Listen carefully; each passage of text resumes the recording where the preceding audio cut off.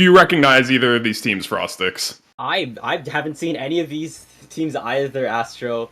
I'm gonna be in for as much of a surprise as you are, man. I always love seeing these CCA teams. I find that with CCA, there's just so many more wild comps.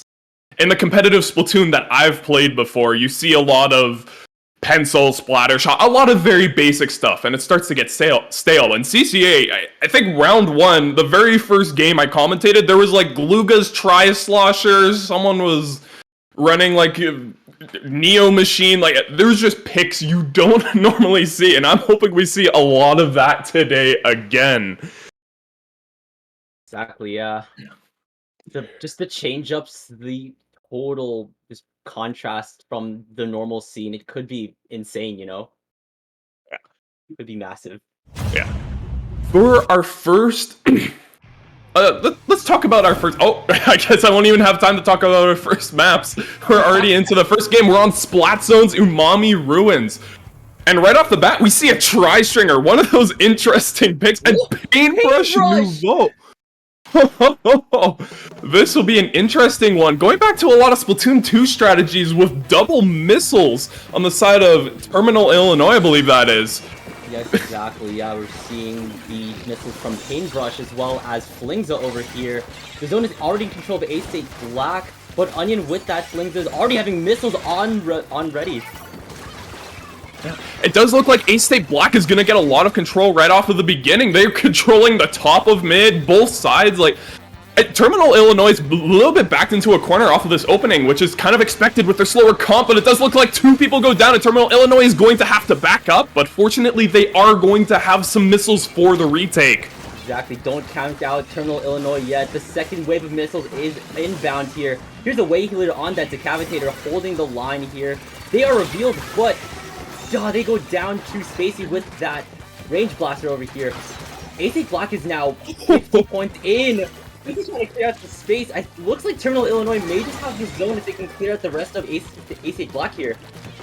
Yeah, this is going to be quite a bit of an uphill battle. Already half of the points needed to win gone on the side of A-State Black. Terminal, Illinois needs some huge lockout to get any sort of progress. It does look like they're going to be able to get that cap to get the penalty on A-State Black, so don't count them out yet. But they're just desperately trying to get these faster weapons like this Cav out of here, and it goes down as I say that.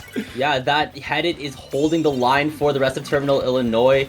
They can keep their ground. They put A-State Black into the penalty now. They have to do double the work just to get back into the countdown here. Onion's definitely in danger from those lasers, from incoming shots. Away Healer is once again at that spot where they can just get some easy picks with the dash slash here. Leviorg is trying to get some bonus paint in. The missiles are coming in. They're under pressure by the Tri-Stringer. It still could be anyone's game. It's 3 minutes so far. Yeah, like... Well, it does look like they're finally getting a retake with those missiles coming out earlier. It does look like this edit's going to be able to retake the right side, and they're going to retake once again. They need to be aggressive here. They need to get this lockout. These slip-ins, but the Tri-Stringer gets a masterful shot. Oh, what a fast retake. That's what happens when you have weapons like Splattershot, Cav that can just run circles around these slower weapons like Flingza and Range Blaster. And they're locking out Terminal, Illinois even more here. Decavitator with that bubble. I'm not sure if the missiles will be able to delocate them fast enough, but they are. One goes down. The Range Blaster is going to hold some more ground here. Control has been lost for A-State Black here. Terminal, Illinois pushing in. That's a 2v. Okay, that's a trade. Range Blaster. Spacey's still alive. They drop down the Wave Breaker here. They just need to get past that 80 threshold. They're 13 points away from being in the penalty zone. Yeah, they are retaking once again. A little bit of a surprise. I didn't expect them to hold on to the zone for this long. This Range Blaster is set up in a perfect spot. That Tri-Stringer is not going to get any access to the zone by Dome. But the Whale is coming out. It does look like it's displacing everyone. 2 people down on the side of Terminal, Illinois. This is going to be a retake for A-State Black. That's unfortunate. Only able to get down to 67. Terminal, Illinois is clawing at this zone, trying to get as many points as they can, but they just can't quite get the points. Even with the Flingza somehow staying alive through all those skirmishes, A-State Black manages to snap back, fight back in order to get control back. Leviorg is under pressure from that Tri-Stringer and that bomb combination. Onion's got missiles ready. Can a second wave of missiles come in from Yuki with that Paintbrush? Spacey's got another Wave Breaker online. That's further displacement for Terminal Illinois. The time to act is now. They're gonna flush out the Tri-Stringer here. Watch out for that bomb, Spacey. You need to stay alive here with that rain. That's 2! Can you get the Decapitator? Can you get the Decapitator? Are we gonna see 3? That's 3! 3! Let's go, Spacey! And the missiles coming from Yuki as well. Further pressure applied on A-State Black here. Terminal Illinois is at 67 and their countdown has once again begun.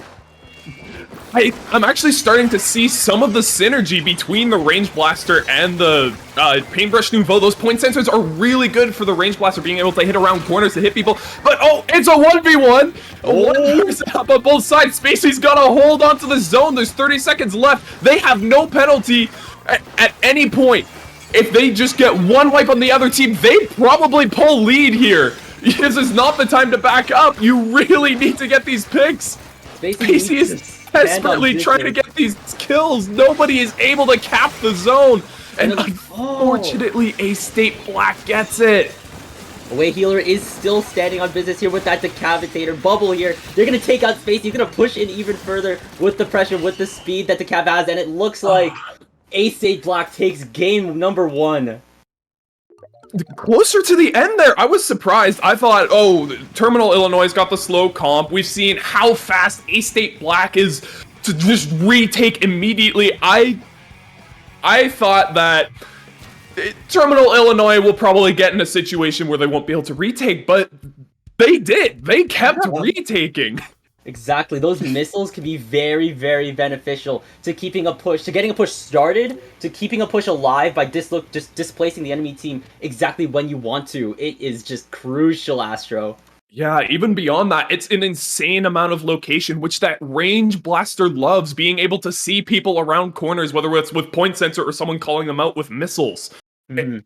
I can see why the Range Blaster, we saw a lot of the camera was all very focused on the Range Blaster getting a lot of kills because a lot of that comp is feeding the Range Blaster to get as many kills as possible.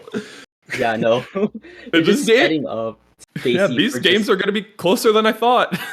It could just be a blaster off, not just to mention Spacey, but the Range Blaster on Terminal Illinois was just as useful within that Umami game. Yeah. Already, great first game. I'm excited to see what's happening next. Next, we are going to be going on to probably seeing another the Range Blaster on each team. We're going to tower control on Manta Maria. Ooh. Yeah. Street's gonna be a war zone out here. Yeah, I'm pretty sure we're gonna see Flingza again. This map notoriously has a lot of ledges that are very good for blasters, sloshers, and rollers. Especially considering that elbow area inside of the other team's base that just has a small vertical wall in front of it. Rollers could just hit over that, and sometimes it feels unfair. We're probably gonna see Flingza do that. I would also like to see a lot of slosher as well. The Greats on Manta Maria is just prime slosher pick material. Yeah, we're probably gonna see both. If Terminal Illinois decides to run the double missiles once again, we're probably going to see both the Paintbrush and the Flingza roller on those crates. Still, Paintbrush is such a wild pick. I've never seen Paintbrush in a while. Good on Terminal Illinois, bring that Paintbrush out. Yeah. I can see that they're playing a lot more to tracking people, and I don't disagree with the play tracking people. I just think that when you have two people that are sitting back spamming missiles, you might be losing a little bit of aggression there. So maybe you want something like Sloshing Machine Neo that still has that point sensor, but is at least able to get a little bit of chip damage for your Range Blaster. Exactly, that's got that Trizuka that can deal heavy damage, that can wipe out teams if they are truly insane with that weapon. I guess we'll see if there's going to be any comp changes in the next game. For those of you in the audience who didn't know, there's been a fantasy pick draft been going on before this tournament started. Being able to pick which teams you think are going to advance. Oh, I guess I'm not going to get to talk about that. Maybe I'll go over that after the next game. No more time for analysis. Fantasy picks. No more time for analysis. Game 2. This could just be match for A-State Black. Can Terminal Illinois clap back? We see Octobrush. Whoa. A much faster comp, no missiles at all. Octobrush, very good pick on this map, having Zipcaster with a lot of the really high terrain, and also being able to just bully people when it's standing on the grates. Exactly here. Interesting pick. I like it.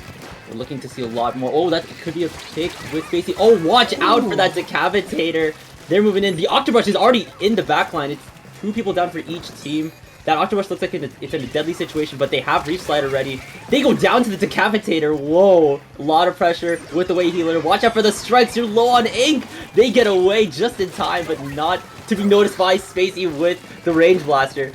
Lot of scrapping, lot of trades, not a lot of momentum happening, but as I say that, we might see some, yeah, we're gonna see some momentum down as 2, maybe 3 go down on the side of A-State Black. This comp seems to be working for Terminal Illinois. Octobrush coming into the bunker. This is where Octobrush wants to be, on the high ground behind you. Yeah, exactly. Watch out. Make sure you can watch your flanks lest you face the wrath of the Octobrush. Here comes the Reef, not the Reef Slider, the, I don't know, I forgot. I can't believe I forgot the special. The splunge, yeah. And this tower is gonna get past the first checkpoint, going to the second checkpoint. This push shows no sign of slowing down. People are still downside of A-State Black. They're still struggling to retake, still struggling to get back together. How far up is Terminal Illinois? This comp is... And the tower is going down into the pit. When is this gonna stop? Closing in. A-State, you need to retake eventually, like... I don't know, it's too late here. Terminal Illinois! They stepped on the pedal and never let go. They went full gas and takes game 2. Was it a comp change? Was it a warm-up? Or was it the map? Who knows? But Terminal Illinois, once they got going, they never stopped. Yeah, they just dial in, decide to just zero in on the rest of A-State Black, taking a very clean sweep, knockout bonus, taking game 2. Speaking of the fantasy picks, unfortunately, I did not have Terminal Illinois in my who's going to day 2 for Division 3. Maybe I should have picked them. I'm feeling a little bad that I didn't. This is looking like if this game is indicative of any of the future games Terminal Illinois is gonna have, I'm liking what I'm seeing. Well, it's one final game to take it all back, Astro. It really just... Oh, is it one final game? It's best of 5? Okay, yeah. It's best of 3 in these rounds, so we do have one final game.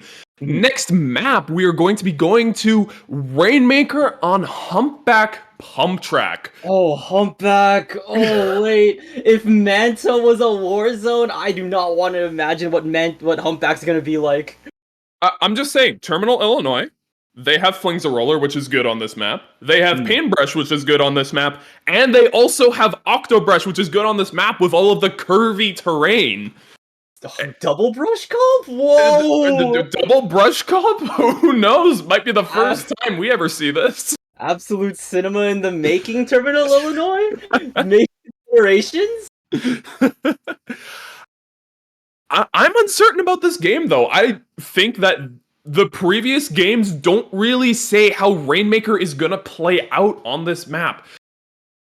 For those of you who are very experienced in comp, you know how important the elbow areas, the far left side of your side of the map and the far right side of the enemy team side of the map, how important those areas are. That's where you want to push the Rainmaker into, and whoever controls that really gets to control the entire game. I'm not sure the brushes are going to help with that, but we are seeing Edit, which might be able to hold that down for a fairly long time.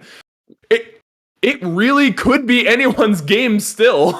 Yeah, exactly. It just depends on how much control you can get within certain spots in the map. Making sure that perhaps if you are running Edit, that you are just deploying your soda at the right possible time, you know? Yeah, but even though, like, Edit is good, Tri-Stringer, on the other hand, it's got really high object damage to pop the Rainmaker shield.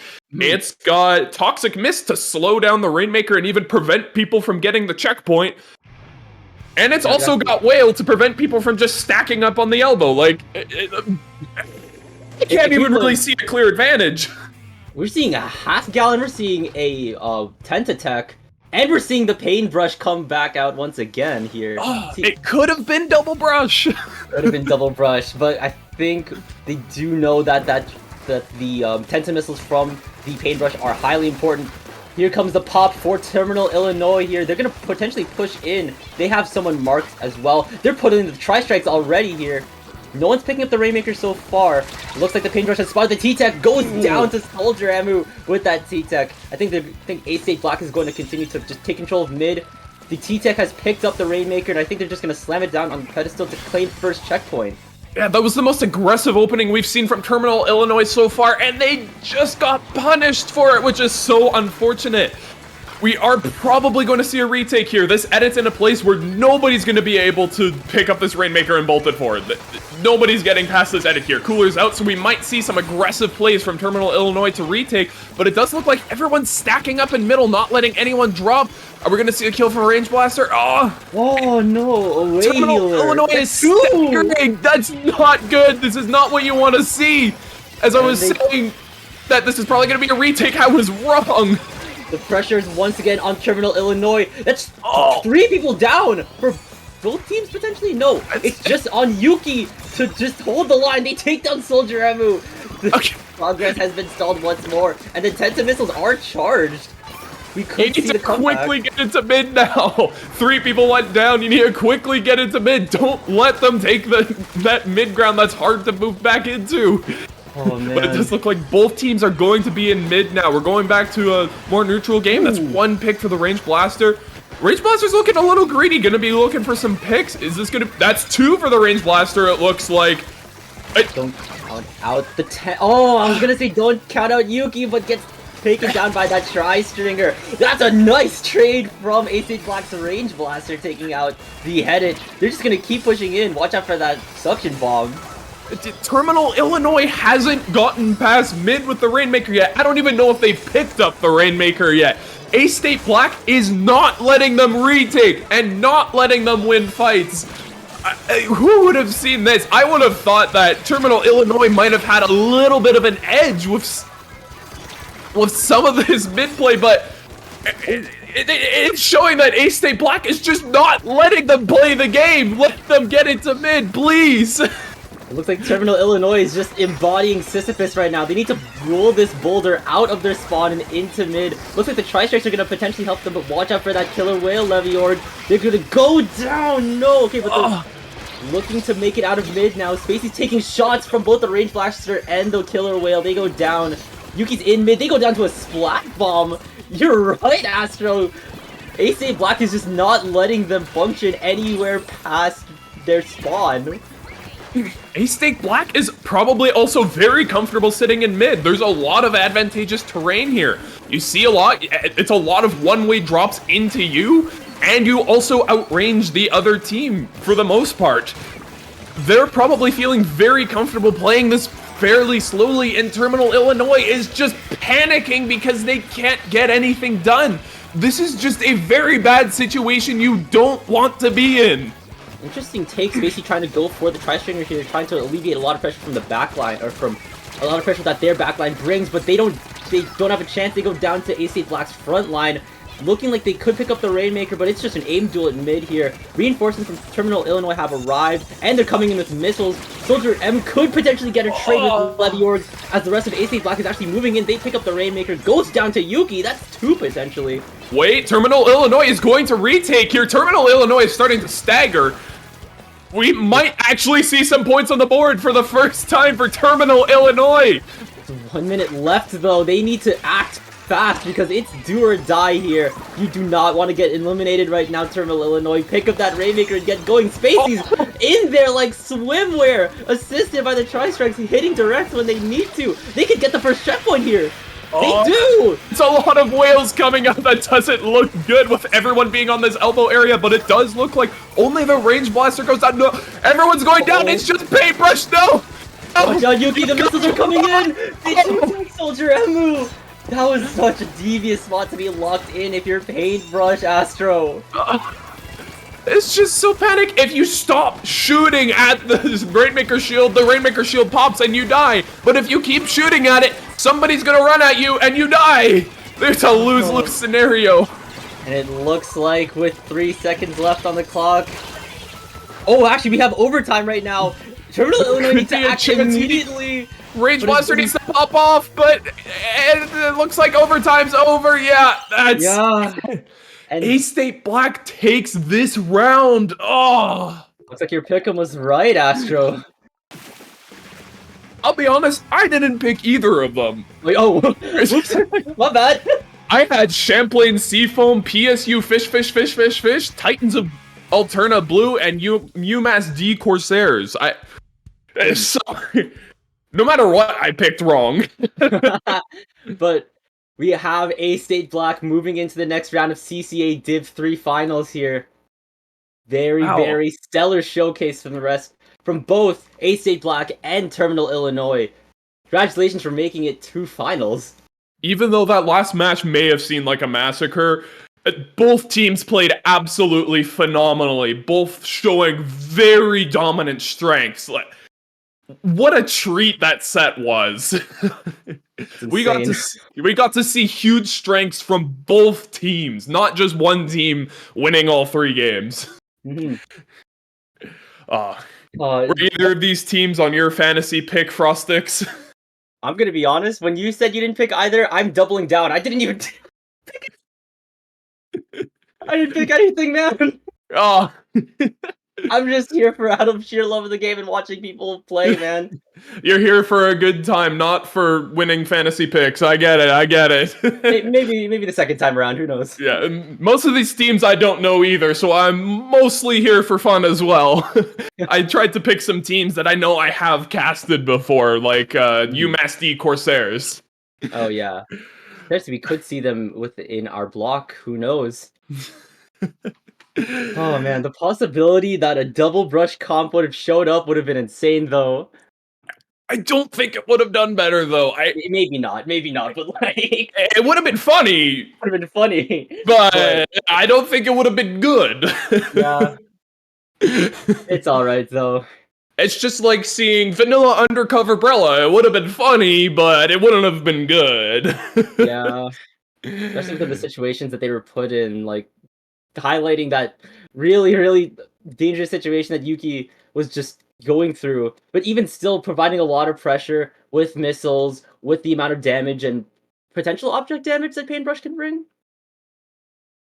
It has a bit of damage when it gets up close. I mean, it deals, like, what, 60 damage per shot? I think so, yeah, but you also have to watch out for a lot of just the ballistics that A-State Black has. They have half gallons, they just bring normal vanilla splatter shots, and of course the range blasters. Oh.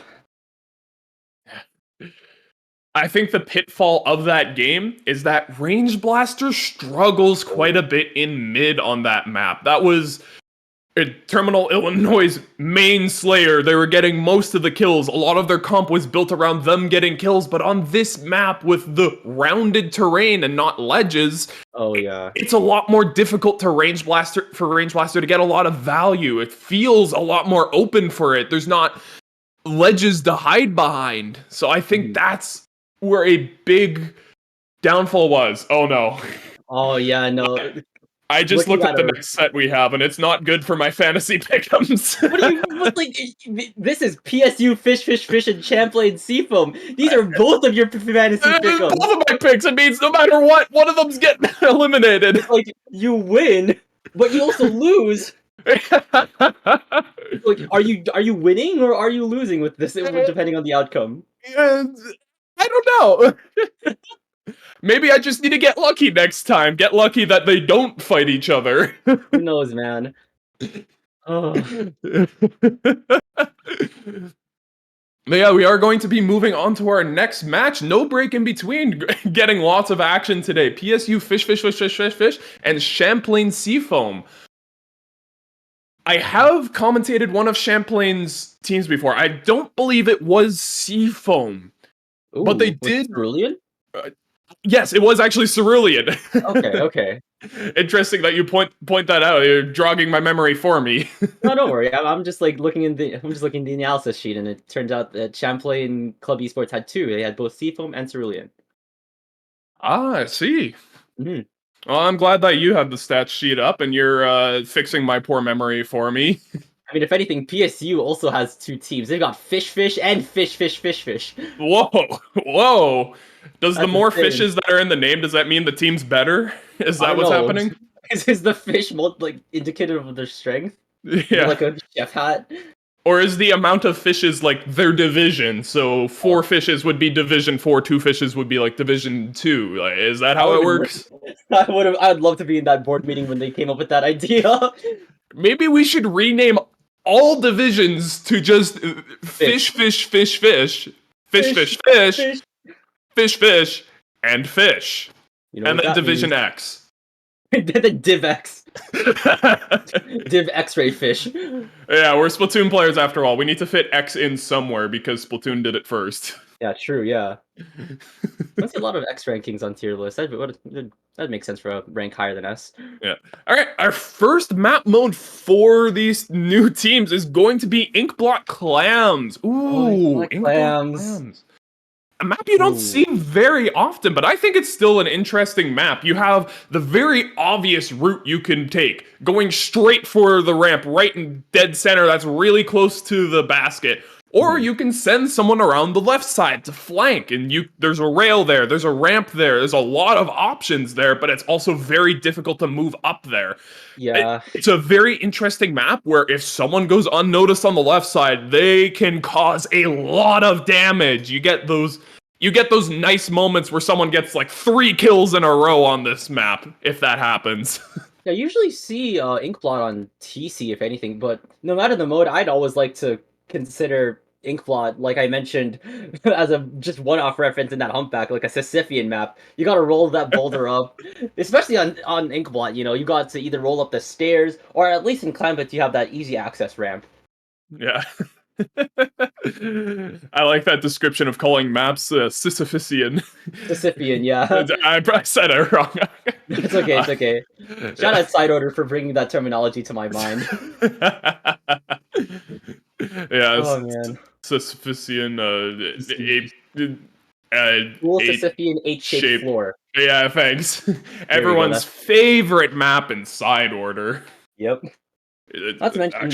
It actually is mine, but like, don't tell anyone that. People will laugh at me for all eternity if I say that's my favorite map. I don't know, man. It's been a while since like Side Order Discourse has happened. Still a great mode though. Yeah. And no more time for discussion. It looks like we are going into games now.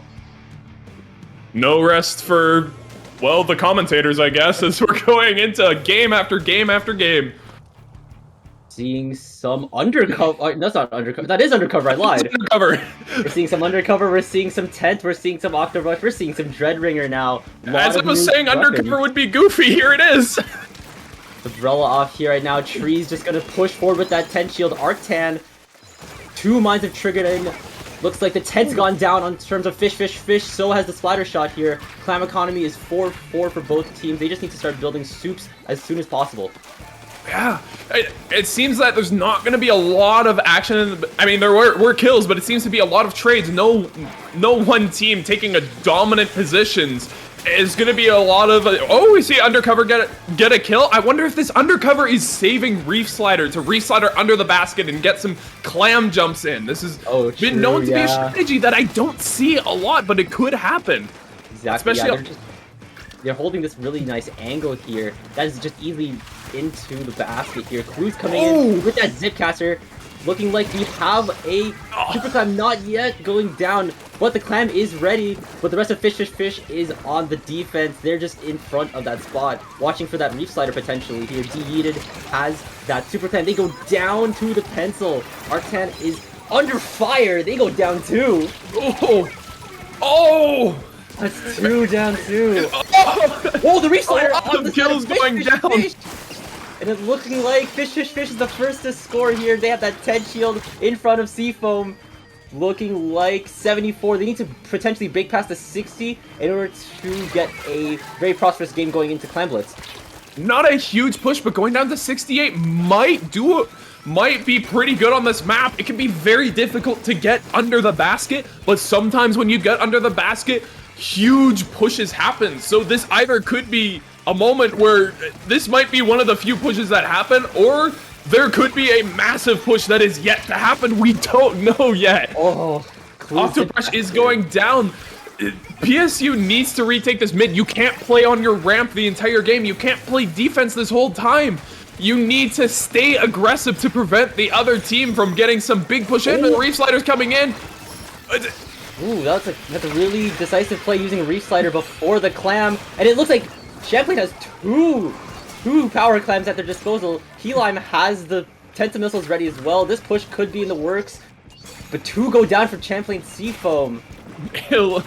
As I was saying, PSU, fish, needs to not just play on the ramp, needs to play a little bit aggressive sometimes, and now Champlain Seafoam is on the defense. Now they're protecting their ramp. They're firing shots to prevent anyone from getting in. They're needing to be the ones playing careful, but it does look like PSU is backing up again. You don't want to back up on this map. You want to hold on to your space you have with an iron fist. You don't want to give it up. And it does seem like everyone's playing a little bit cautious. Nobody wanting to dive in, get kills, maybe wait a little bit. This cooler is out. You want to get this cooler and go for those kills. 1 down. Well, that's a slider for slider trade here. Red Ringer's gonna potentially not get any picks. That's 2 down for Fish. Arctan has the power clam in. This could just be the turnaround that Champlain Seafoam needs. The Reef Slider's not the Reef Slider, the Zipcaster is gonna go in. Let's see if that Octobrush can get any picks. Arctan looking to be a little bit sneaky here, taking the ink line up here. Reef Slider's almost ready for Arctan. They're gonna have to have a duel with that splatter shot, potentially withdrawing from that fight. But the pressure is not yet withdrawn. Arctan is still close in, so is the rest of Fish, but it's looking like a lot of presence at their basket is being withdrawn now, and they're going to retreat back to their base. The power clam is still in possession of PSU Fish. PSU Fish has a lot of clams. This is very scary. This is enough to pull lead. I think that PSU is just waiting for any sort of specials to come out, waiting for specials to get some picks so that they can push in confidently. They don't want to take risky pushes at this point. They're playing slow. They're not wanting to play risky because they want to hold on to their clams. This is a lot of clams. 18 clams and 18 clams worth of economy is a lot, and also another 26 clams worth of economy is a lot. That's terrifying. The side is going in, but Arctan goes down. It looks like there's no one at the basket to put the clam in for PSU. Champlain Seafoam is putting in a stellar defense, holding the line, standing on business, making sure no one in from PSU can get past that ramp in. Even with Arctan trying to do the flank, they're stopped by that splatter shot. It looks like Dragon here could score another with 3 seconds left on the clock. Was that even necessary? You were already in the lead, Seafoam! As much as you may have wanted to extend their lead, I think that was a little bit too greedy, because now PSU Fish has another pity clam that they can work with. Now they just need to get under the basket and pop it. You got like 2 seconds left. Come on, you need this clam. Die for the clam. No! Clue was in there, but it looks like the rest of PSU Fish was not there with them. Very decisive game. More fought on both ends. Champlain Seafoam take game 1.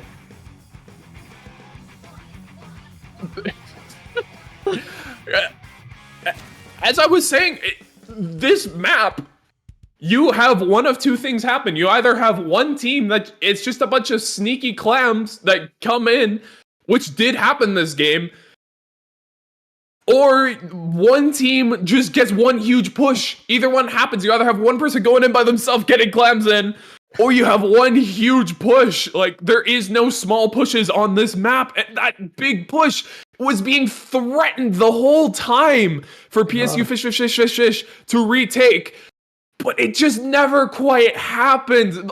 They just needed one more star to align, and it would have happened. Really would have happened, yeah. They had a lot of pressure on their disposal. They had Zipcaster to draw attention off of a push. They had that Reef Slider to secure in any potential clams going in. But they reckoned with the wrong defense. Champlain Seafoam here. They have the ability to counteract with that Tri-Stringer, with that Tri-Zuka. Is this another Tri-Stringer set win? I mean, we've seen Tri-Stringer again. Like, on the fantasy drafts, there's a part where, which weapon class will have the highest win rate? Maybe I should pick Stringers. What was the highest class in the pick'ems? I gotta look at the leaderboards and see what everyone picked. Unfortunately, it does not appear that... It's not Stringers, is it? Appear that stat is available. Oh man! But I can't tell you what I picked. I did choose Chargers for a very boring reason that Pencil exists. I mean, don't count out the bows yet. Who knows? Maybe we'll even see the Almighty Wellstrain.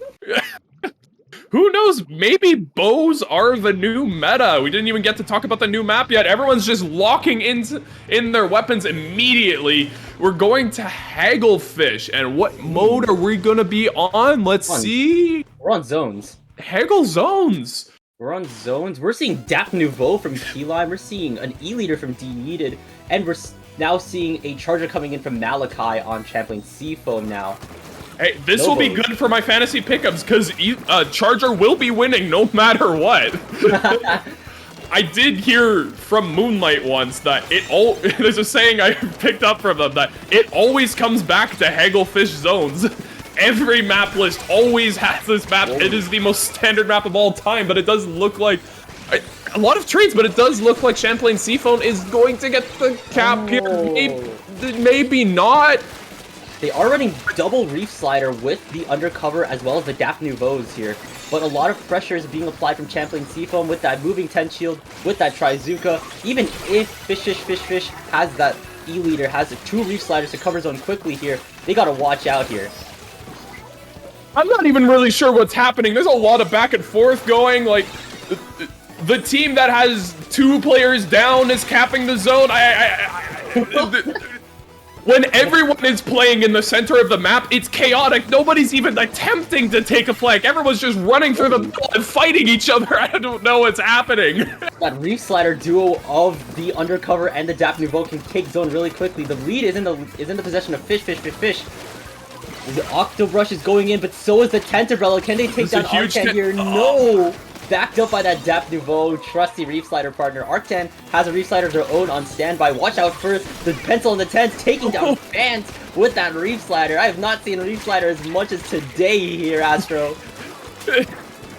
I'm not even sure why. We saw it on Clams, now we see it on Zones, which has Zones cheese, but nobody's using it for Zones cheese. Everyone's just Reef Sliding each other. Like, I don't even know what's going on. There's just explosions left, right, and center. There's not even that much of a lead. The zone keeps flipping back and forth like it's a coin. Like, I don't even know what's going on. Is this a Splatoon's match or a Michael Bay movie? What is this? Transformers Age of Extinction? Truly, this is Transformers 5 in action. Dragon has a Reef Slider of their own here. The zone is in possession of Champlain Seafoam, but both Reef Sliders come in from PSU. Zone is in control of them. They are in the lead with 42-55 with 2 minutes 30 left on the clock here. It's looking like it's only the Tent on the floor with the Pencil on the backline tent here. This leader needs to get in a position that bullies the Pencil. You do not want the Pencil painting the zone. But what happens when the Pencil paints the zone is this right here. They're just able to cap the zone or even contest it. It makes it so slow to get points. This leader really needs to start bullying them while everyone's fighting in zone. I guess that's hard because, well, everyone's in zone. Not to mention, everyone's just blowing the zone up. Trizuka, Reef Slider, 3 times over. We do have about 20 seconds left on points, though, to be scored. Some retake needs to happen quickly, and that leader bullying the Pencil finally happened. The Pencil went down. There are more Reef Sliders exploding, and the zone does cap in the favor of Champlain Seafoam, and only one person left on PSU FISHFISHFISH. And it looks like Champlain Seafoam can finally have a moment of respite. No more sliding sharks coming in for the moment now. PSU FISHFISHFISH has to now get that push in. They're under pressure from Trizuka. They're under pressure from Tent Shield, from Pencil. Maybe use both of those Reef Sliders to just immediately cap zone back. They have a penalty of 53. I think this is the best hold we've seen all game. Like, this is the first real hold. Most of this has been people, like, fighting mostly in the zone. This is, like, This is an actual hold. People were getting up into those ledges by FISHFISHFISH's base. This is gonna be a lead slop right here. If this might be, there's only like 3 seconds left. You gotta paint this zone. Everyone's diving in. It's just the leader left. The leader can't paint. Not even with the Allspark of the Autobots on FISHFISHFISH's side. It looks like Champlain Seafoam moves forward in. You get a win on that fantasy pickups, Astro. I mean, that would have been the case either way. I mean, it's still debatable. Was that a win on the fantasy pick'ems, or was that a loss? We'll never know. It's a paradox in and of itself, but that was a stellar performance by PSU FISHFISHFISHFISH. I have never seen that much Reef Sliders and that much fighting happen on Haggle zones, man. Reef Slider after Reef Slider after Reef Slider after Trizuka after Soda Deployal, and then another Reef Slider. That's what happens when you have double Reef Slider on one team and another Reef Slider on the other team. Reef Slider generally tends to be a fairly cheap special. Not to mention the duo of, what was it, that 10th Dap Nouveau duo. They could actually, like, I know that you said that there wasn't really any true holds, but they were able to at least hold down a little bit of the line for a little while. I think there was one true hold right at the end, and that, it's no mistake that the one hold that actually did happen, the game ended. Yeah, exactly, because that was, I think PSU FISHFISHFISH's team was definitely rushdown centric, and I feel like if any hole in its defense is realized and exposed, they pop and crumble under negative pressure, man. Yeah. Well, I guess that's a win for me. Let me check that off. Yeah, but it's also a loss for you. Maybe check that as well. I check that off. All right, we've broken even now. Okay. What is that ratio? It's like you win and lose off of the same match. Yeah. Yeah. I'd like to see, like, how many... I'd like to see the seeding of these teams. Like, what... Was Champlain Seafoam expected to win? Was this an underdog story? I'd like to see what the points were. Champlain Seafoam had a point score of 720 going into this, being seeded second in Division 3. They were seeded second! I guess this wasn't an underdog story then. Sorry, PSU burst your bubble. Yeah. And PSU FISHFISHFISH, I mean, they were seeded 8th, so they were in the top half of seeds still, but they had a point score of 555 going into this. Quite a bit lower, almost, not quite 200 points lower, about 170 points lower in rank. Mm-hmm. It's still fairly close, and honestly, the way those games went, I mean, I don't think it was a slaughter necessarily. To comment on your underdog story thing, I'm noticing the team comparison chart. Champlain Seafoam has an overall lower win rate percent than PSU. That could be an underdog story in and of itself. Interesting. How does Champlain Seafoam be seeded number 2 and PSU FISHFISHFISH seeded number 8 then? It's a 61 to 43.3% overall win rate. That could be insane. Wow. That is a significant difference. I mean, it does depend who you play against and how many games you play. If all you're playing against is Division 1 teams when you're Division 3, then yeah, your win rate might go down a bit. Yeah, just a little bit. Don't let the win rate get to you insane. Don't let if we've learned anything from Champlain Club Esports, don't let the win rate get to you. Yeah. And you didn't even need to go to game 3. Yeah. We got 5 minutes now. 5 minutes that game would have taken up. Like, yeah, we would have been on TC Mako Mart. More TC. TC Mako Mart would have been another interesting game to see the previous teams to play on. Yeah. I need to remember the names. Give me a second. What was it? A-State Black and Terminal Illinois, yeah. Oh yeah, their missile comps would have been really interesting to see with TC Mako. No, I wasn't thinking the missile comp. I was thinking their Octobrush range Oh yeah, blaster comp. That one oh destroyed yeah. on Manta, and Mako has some similar. TC Mako has some similar qualities to TC Manta. Would have been really interesting to see, especially with how pivotal their range blasters were. Yeah. But what about these teams? What would have happened if PSU and Champlain would have gone to TC Mako, huh? Considering that Undercover has stayed on for both of those games so far, but would we have seen Undercover on TC Mako? Would we have seen the Reef Slider on both teams again? I don't Whoa. know. I think you're pushing it, man.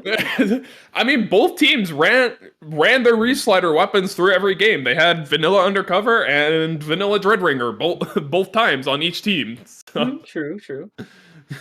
Oh man. I don't know. If they're comfort picks, I can see it. If they're picks because they have some sort of strategy around it, whether that be cheesing clams, clearing out the plat, or putting a lot of paint on zone, then I don't see that running as well in TC Mako. I think there's one map I've seen that Reef Slider works really well in tower control, and that's Hagglefish, because as the tower... I'm sure you've seen it. No, I've seen it. The DivX finals, Jackpot versus Haruige Hinterlander, I believe it was. I remember that one, yeah. Yeah, Jackpot was undefeated that season, and then Haruige was on their last match. They were gonna lose one more game, and that was gonna be the finals. And they just pull out the weirdest comp of all time: Silver Arrow Spray Junior. I think classic Squiffer. That was so wild to see, actually. It was wild to see, and they just swept Jackpot with that. Imagine losing your perfect Ludi season to a Silver Arrow Spray. Silver Arrow. Holy carp. But then Haruige Hinterlander ended up losing the very next match, and the rest is history. Yeah. But it is funny to see that one game. I mean, well, even still, like the fact that you noted that the only TC map that that Reef Slider is good on was Hagglefish. Coincidentally, the same map that we saw. The sheer amount of Reef Slider usage, even if it was on zones. And who knows? And who knows? Maybe Reef Slider's better on more map modes than I thought. We just don't really see Reef Slider on tower control much. Maybe Reef Slider on Humpback would be good, as the tower goes by the window area on your left side spawn. You could just Reef Slider over that ramp and land on the tower. Who knows? Maybe the bridge map could be that. Bridge map? What was it, Hammerhead Bridge? Hammerhead Bridge. Oh, I'm just thinking of like great bridges. I'm thinking there's a lot of bridges on a lot of maps. Like Mincemeat has a bridge. Crableg has a bridge in the middle, and on the side, the map is the bridge. the name of the map, yeah. The name of the map is bridge. Yeah, I guess close to that final checkpoint, Reef Slider could be good there too. Although at that point, I'd be concerned because that's kind of knockout territory. It kind of starts snowballing there. I mean, well, then again, if it's knockout territory, you end up trying to do some panic specials, and there is no other panic special other than Reef Slider. Well, aside from Splashdown, I guess. Yeah. At that point, any special that works is a good special, because you don't have a lot of other chances to retake at that point. Oh man. Who else did you say was on your fantasy pickups, by the way, Astro? In Division 3, which this stream is casting, I also have Titans of Alterna Blue, which I do believe I casted a different Titans of Alterna team, but hey, I imagine same school, so I'll pick them. And UMass D Corsairs, which I did cast. Okay. In the qualifier round. Looking at the match here, looking like UMass D Corsairs won theirs against Cut the Hook. Let's go! Huge! Titans of Alterna Blue, though, I'm not sure if this is fully locked in, but it's looking like they lost against Terminal Illinois. No, don't tell me! Don't tell me I'm going 2-2! No! Shout out Terminal Illinois, they clapped back. No! Terminal, Illinois, no! I mean, you guys played well, but, like, don't take my fantasy pickups out of... You're at an even right now. I think you just kind of have to see if, what was it? Champlain Seafoam or UMass D Corsairs can, like... Oh, no! Does that mean we're casting those two together? No! Surely not. Don't tell me I'm going 1 and 3! 1 and 3 is insane. Yeah, maybe I should have done a little bit more research into my fantasy pickups, looked at the stat sheets, you know, all of that. So looking at our last match here in round 2 of Div 3 will be down to USF Splatoon Green and A-State Black. They're 2-2 right now. Oh well, they're at 1-1 right now. So Yeah, all depending on them. And if you guys want to see more of Splatoon, maybe your favorite team is not Division 3. Maybe your favorite team is being casted on one of the other streams. We have 4 streams for this tournament. 4 streams. 4 streams. For CCA Circuits. We have on SplatoonTourney Twitch, which would be twitch.tv/SplatoonTourney. We right now are on SplatoonTourney1, twitch.tv/SplatoonTourney1. We also have the CCA Twitch, which is twitch.tv/CCA_Splatoon, if I'm not mistaken. Someone will correct me. And also on the CCA YouTube, which is probably also youtube.com/@CCA_Splatoon. Yep, that's the one. That's Div 4. Let's go, yeah. Hope you don't mind going to YouTube for Div 4. I don't know. I mean, Div 4, Octos and Squids United Grey, I'm kind of cheering for them. I might pop into Div 4's YouTube channel? Yeah, I might pop into that and see how they're doing. You never know. Gotta keep track of all of my fantasy pickups. Gotta make sure I keep going 1 and 3, like, you know. What do you have in Div 4? Let me pull it up again. In Div 4, I have CSUDH Gold, which I did cast. I do believe I did cast. Shrimp That Fried Rice, Rice, which I think is just a funny name, so... Shrimp That Fried Rice! No. You're telling me a shrimp fried this rice? Yeah. Good news for you, Shrimp That Fried Rice did win round 2. Oh, let's go! Huge! Massive even. The Shrimp did in fact fry rice, but looking like CSUDH Gold took a loss to XX Shadow Warriors XX. Ooh. Can I change my fantasy pick'ems now? That's Div 4. We're Div 3. Yeah, we're Div 3 over here. We're just talking about the other divs. And then I also had Octos and Squids United Grey, which I also casted earlier, and NCCS Llamas, which, I mean, you gotta cheer for the Llamas. Ooh, NCCS Llamas. Don't ask me why you need to cheer for the Llamas. You just need to cheer for the Llamas. Mm-hmm. It's a llama. I don't think it needs any explaining. They're the Llamas. I think we're still waiting on the last game for Div 3 here. Oh, wait, no, that is USCF Splatoon Green taking the win against A-State Black here. And that is all of round 2. We should have our next matches coming up in the next couple of minutes, as we probably will be going on to the next round. Who knows? Maybe in a different division that we're still waiting on someone else. Hopefully not. Hopefully we're going to get this ball rolling once again. Yes, in terms of your fantasy pick'ems, Astro, Titans All Alternative Blue are up against Cut the Hook here. And PSU Fish are up against Goomies here. Goomies. Oh, Goomies are seeded number 1 in Division 3. Ooh. Not good for my fantasy pick'ems. Not good. And Champlain Seafoam are up against Yukon Siberian Squids. Yukon Siberian Squids. Okay, Yukon Siberian Squids is seeded number 13 in this tournament. Okay. Just 12. Yeah, Turnpike seed 13 actually.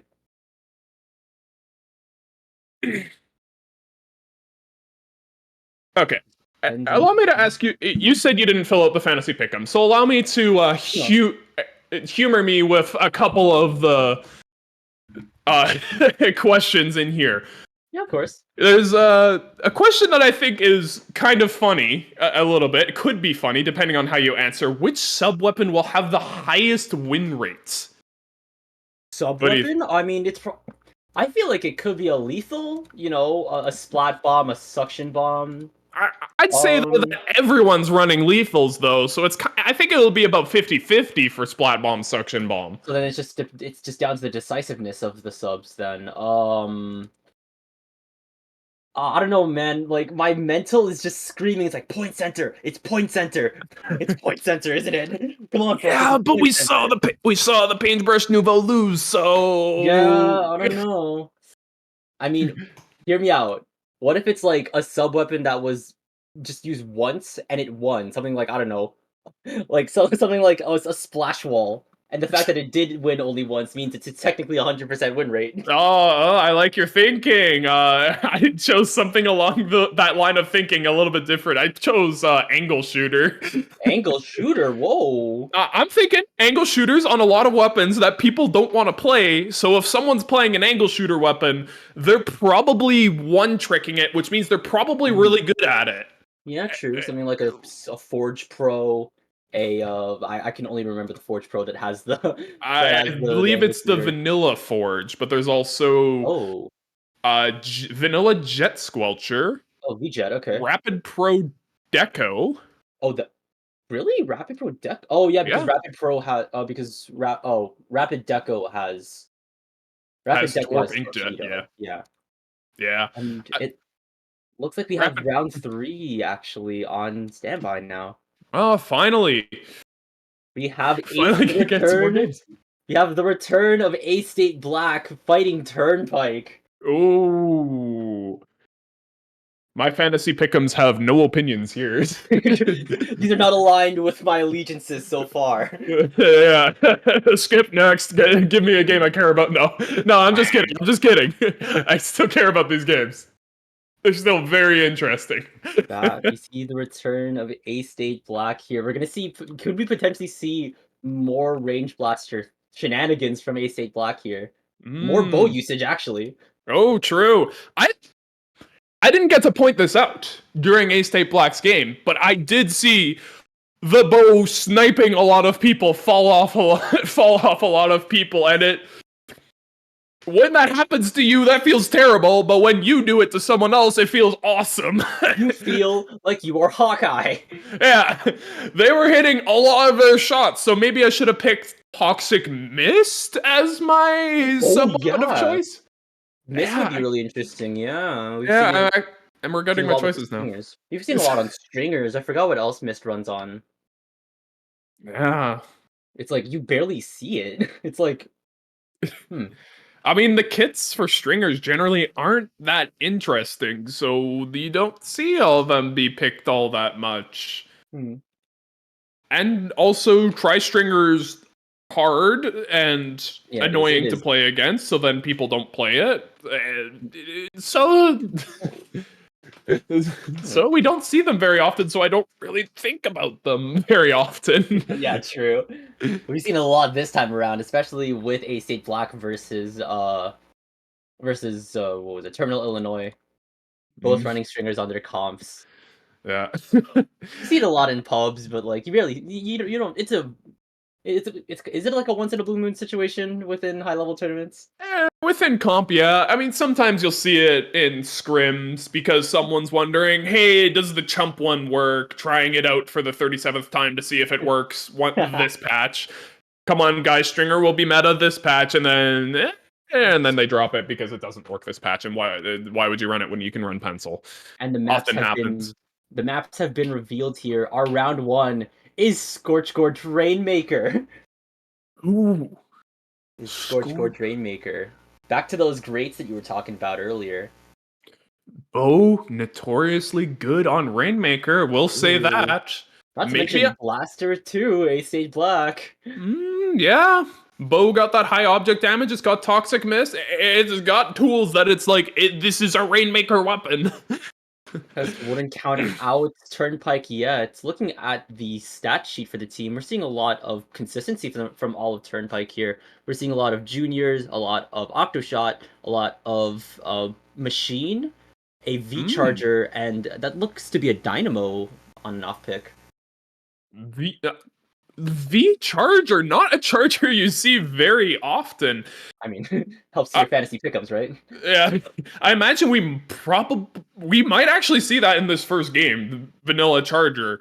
It's got Vac for getting the pedestal for protecting the Rainmaker. I don't see why we wouldn't see it, and it's a very open, big map that chargers excel on this map. Especially Vac securing pedestals within a map like Scorch Gorge, where the pedestals are in like these really, really closed-in locations within the map. Having Vac just completely negate enemy fire would be really useful. Yeah.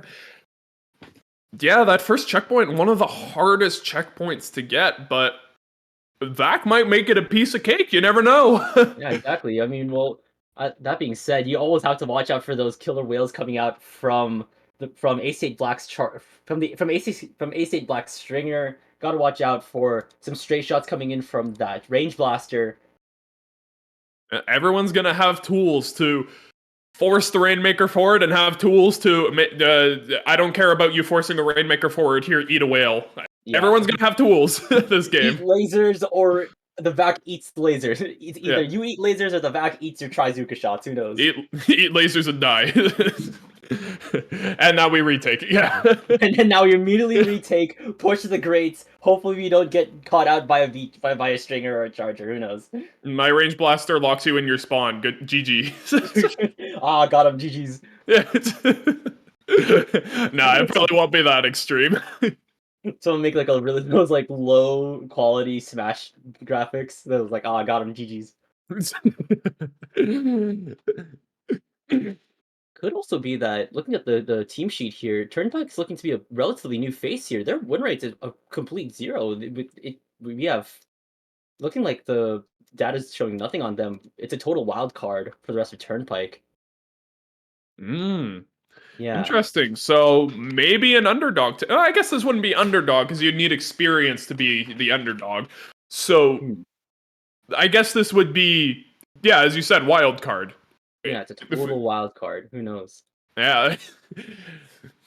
So if you put Turnpike on your fantasy pick'ems, you must really like Mario Party because that's gambling. Gambling! Let's go gambling! Oh, dang it. Is that all you guys talk about? Is that all you talk about? Damn it. We should be seeing this first game soon. I assume everyone's just readying up, selecting their weapons. Yeah, I think they're probably tuning into stream. It's like, okay, how can we deviate? How can we devise the most unused sub weapon? And no more time for devious planning in. It's time for action. Ace8 versus Turnpike. Finally here, yeah. I guess there was a lot of thinking to do about these comps. Not a lot of changes from Ace8 Black. No surprises there, and we're not seeing the vanilla charger. We're seeing a very short-range comp from Turnpike. Yeah. And drop roller splash. You know what? Okay, maybe there's some secrets about Splatoon that I don't understand about drop roller splash. I mean, if anything, their short-range comp has a very high fire rate, allowing an easy pop. Away healer's going down here. The Tri-Strikes are coming out. That's 2 down for Ace8 Black. Gabe is just in their face. Can they take out Soldier Emu? That's a trade here. Stormcoder's gonna apply some pressure from the ledge here with that machine. They're under the bubble as well. No one has Rainmaker yet, but looking like the pressure is equal right now. Yeah, it's a bit of a neutral game. Even though some picks happened very early on, we're not seeing a lot of action. Nobody's picking up the Rainmaker. Nobody's doing much. I think we did see strikes be popped, but I don't see where they landed. One person down on each team. It's still just a neutral game. This Cav desperately trying to dive in, take some space, but then they get traded out. Like, not a lot's happening. Finally, the Rainmaker gets picked up, and the shot is going to get a few kills, and that's a wipeout. But the Rainmaker, unfortunately, goes down, so we're just still sitting at 99 score on the board. Insane lead of 1 by Ace8 Black. Let's go. And Soldier Emu slams it down. The lead is now at 68. Soldier Emu's dropping the strikes, too. Potentially the barrier will break as well now. Stormcoder is almost at 3-out bomb. Gabe popping the strikes in. That's a choke point to watch out for, especially with strikes active. 2 people down on the side of Ace8 Black. This is going to be a fairly quick retake from Turnpike, I do believe. You're going to want to quickly pop this Rainmaker and get as much space as possible. The strike's going off to get a little bit greedy for more space. I don't know if there's enough people in mid to take that much space with those strikes. Yeah, it seems that Turnpike knows that they are not going to dive in at this point yet. They don't have enough people in mid to take that space. A pick from Machine might see some. Oh, that's 2 down. Is this going to be 3? That's looking to be 3, and with the assist of Gabe here, they have Booyah Bomb, and the strikes are going out. They slam down here. The lead is looking to be closed by the rest of Turnpike, as they are starting to push into their base. Gabe in particular, Wombo by the pedestal. Do they know, chat? Are they aware? Oh, looks like they are aware. Away Healer goes down. Watch out for the pressure that Tri-Stringer has, Gabe. They are deadly with the string. Going down to the bomb. Whoa. 2 down for Turnpike, though. Numbers are dwindling, and pressure is on you. Turnpike is finally backing up to mid. No more sharking shenanigans. No more sitting by the pedestal. Finally, a retake for A-State Black. This is a close game, 60 to 68 points. Not much separating them. This map, you can gain points very quickly if you can get the Rainmaker into the pit. So it's still anybody's game. One wrong move, and you've lost the lead. It does look like 2 people going to go down on the side of A-State Black. This is not looking good for the Rainmaker. Rainmaker's looking to desperately hold on to it by putting it into the pit, but everyone's diving the Rainmaker to get that extra kill. They're diving into the pit too to get that Rainmaker as well. Away Healer's got to back up from the strikes, from the Booyah Bomb. That's a lot of special pressure here. Even, they're having the bubble now, looking to push forward, taking the rest of Turnpike out. That's a 2-3-man difference for both teams here. This isn't looking great for... there's a no! Watch out, Away Healer. A couple of people going down on A-State Black, but they have respawn now. And no specials online. This isn't looking great. This is... 2 people go down. This isn't looking great. Just 1 person left. If the Rainmaker... with the clutch charge slash, taking out the Rainmaker in the nick of time. Can Turnpike rally their forces to push into the lead? They do! Gabe! Wombo movement! They're dodging shots left and right, and it looks like they don't need to be here anymore. I think they're just gonna fall here. Can they just relocate to mid to avoid any more casualties? Can they take on a Away Healer, actually? They can. 43, still not a big lead. Like, in the last 50 seconds...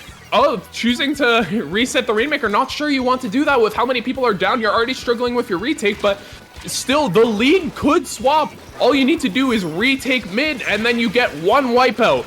And that could be lead. 43 points is not huge on this map. You can still take that further.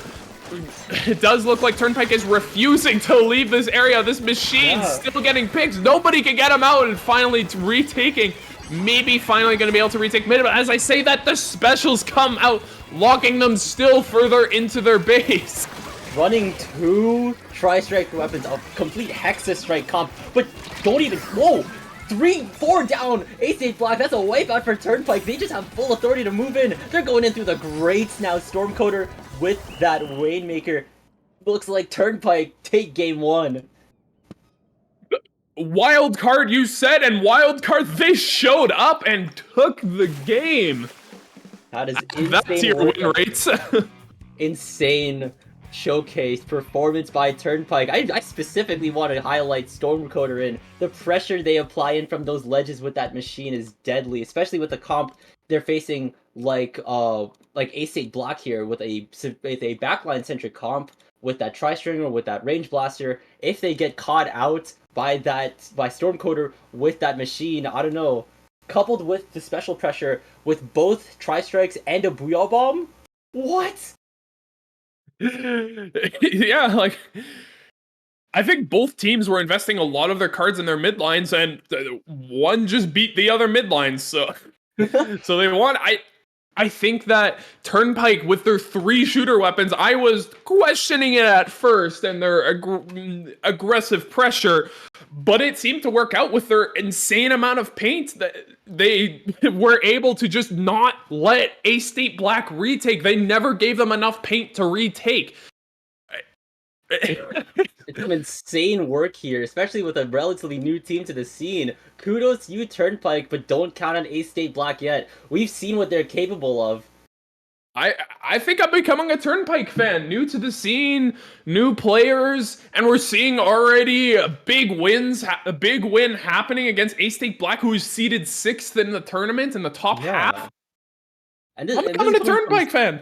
This is coming from the Seed 13 team Turnpike. Yeah, I mean fantasy pick'ems. Next fantasy pick'ems. I'm picking Turnpike. I'm saying it now. Count on Turnpike, man. This is insane work. Looking like our next map for Swiss Round 3 is going to be Clam Blitz on Museum. Ooh. I'm not sure the short range comp is going to work once again here, but then again, I didn't think it would work on the previous map. This will be an interesting map mode. You have this map. Right. On this map, you have 2 routes to the basket. I do see the left route where you have a block jump and you get right underneath the basket very fast. I do see that being very beneficial to Turnpike. They probably want to send someone there to quickly go there and pull a lot of attention, maybe get a few kills. If nobody's watching it carefully, I can see them wanting to abuse that a lot.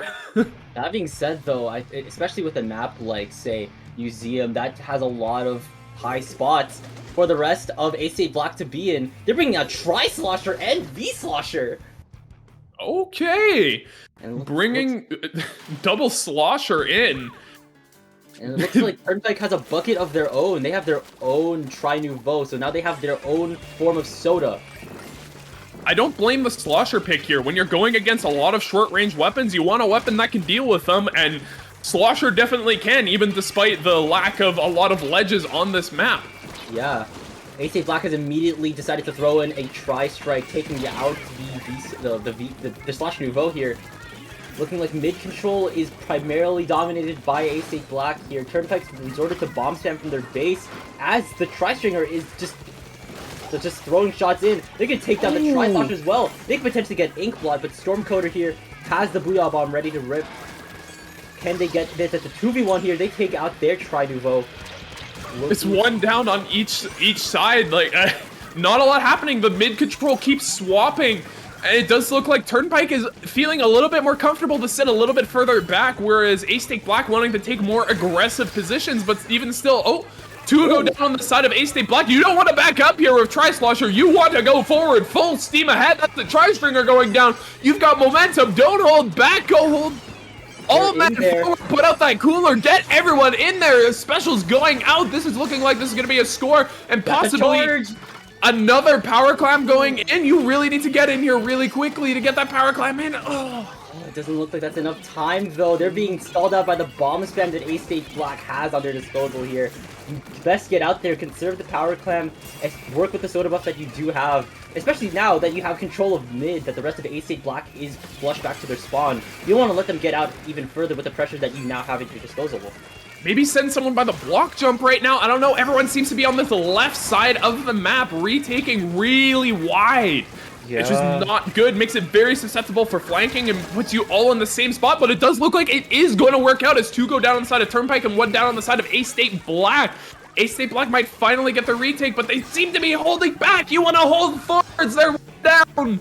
Oh, no. It looks like A-State Black has a power clam of their own, but they're going to be controlled down further by Turnpike's Tri-Strike here. They're on soda buff. They just need to get in there, potentially get even more clams, just past the bare minimum to get lead here, because the lead is just so easy to take back right now for A-State Black. It seems that both teams are playing very paranoid. When there is space and there are advantages, they're not going full steam ahead. They're wanting to play very safe, and I'm not sure that this is the best play. I'm sure as soon as one team decides to just go all in and just make plays when they have advantages, they're probably going to get a score fairly quickly. And as I say that, it does look like the Slosher is going to do just that, going for a play, going for a flank, gets 1 kill, goes down, but that's 2 down on both sides.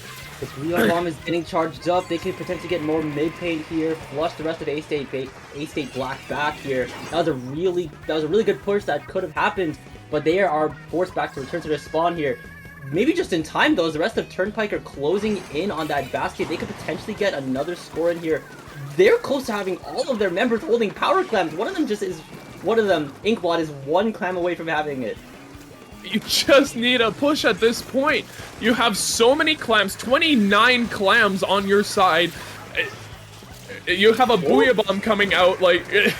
Stormcoder, you're in a really tricky situation. Can you get 2? Can you get this killed? Oh, no.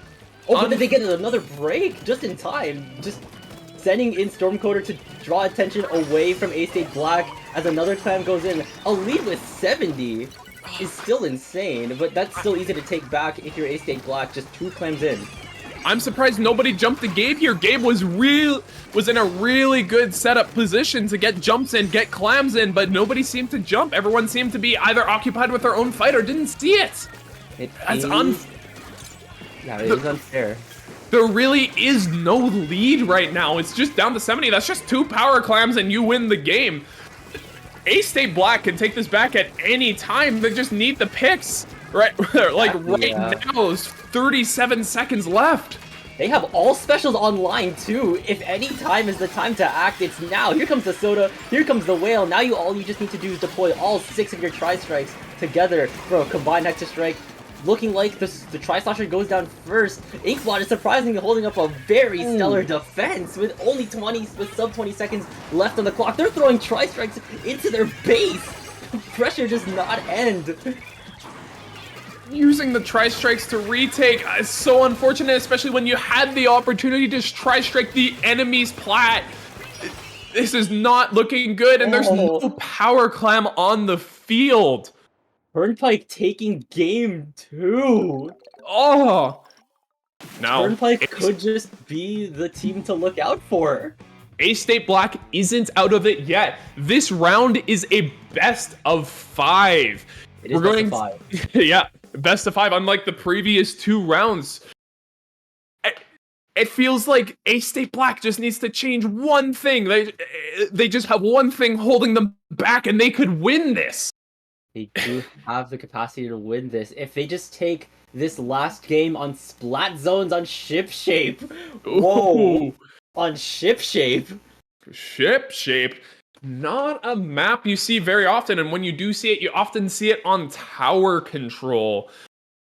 Backlines are very favorable on this map, so this could be good for A-State Black. As soon as you hold, backlines are very oppressive, having very good high ground in the middle of the map that you can easily rotate in and out of. Yeah, exactly here. Yeah, like this could be very good for A-State Black, especially considering their Range Blaster. Range Blaster are very good at poking the high ledges on this map. Who knows? We'll always see.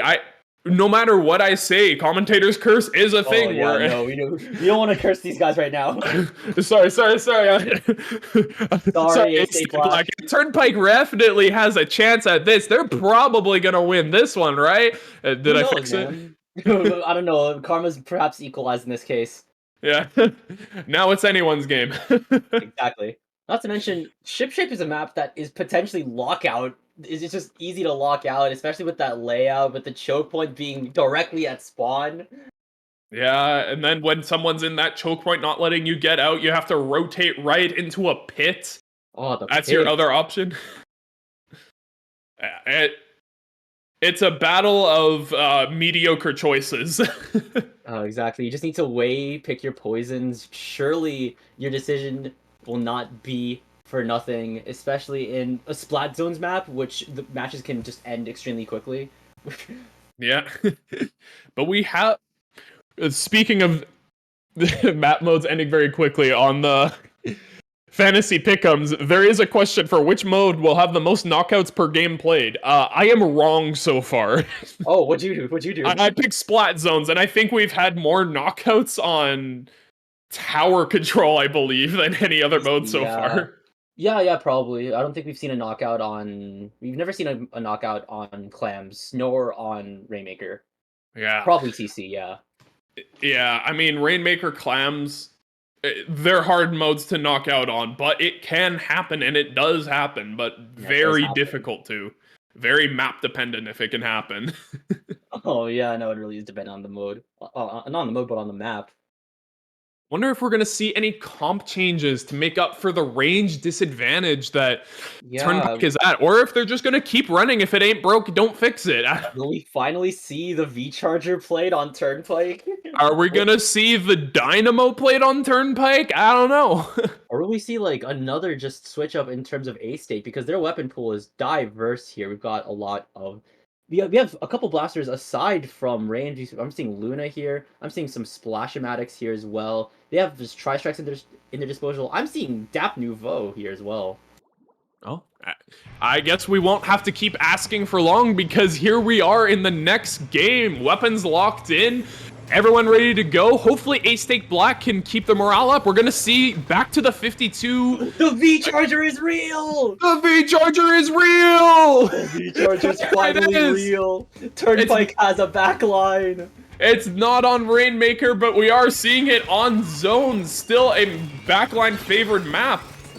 Exactly here. A-State Black immediately having first control of the zone here, looking like a lot of control because they're on the bridge. Oh, the blaster goes down to a very devious cross-bridge splat bomb. Gabe is going to be flanking the backline here. Zone is now in Turnpike's control. Tri-Strikes are online, taking down Soldier Emu as well. Watch out for those lasers. Oh, goes down.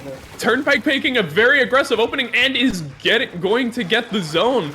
Two people are going to go down on their side, though, but they are still keeping the zone. But Special's coming out. Range Blaster coming out. A-State Black going to get this very fast retake as nobody jumps in on Turnpike. It's just going to be walk-ins.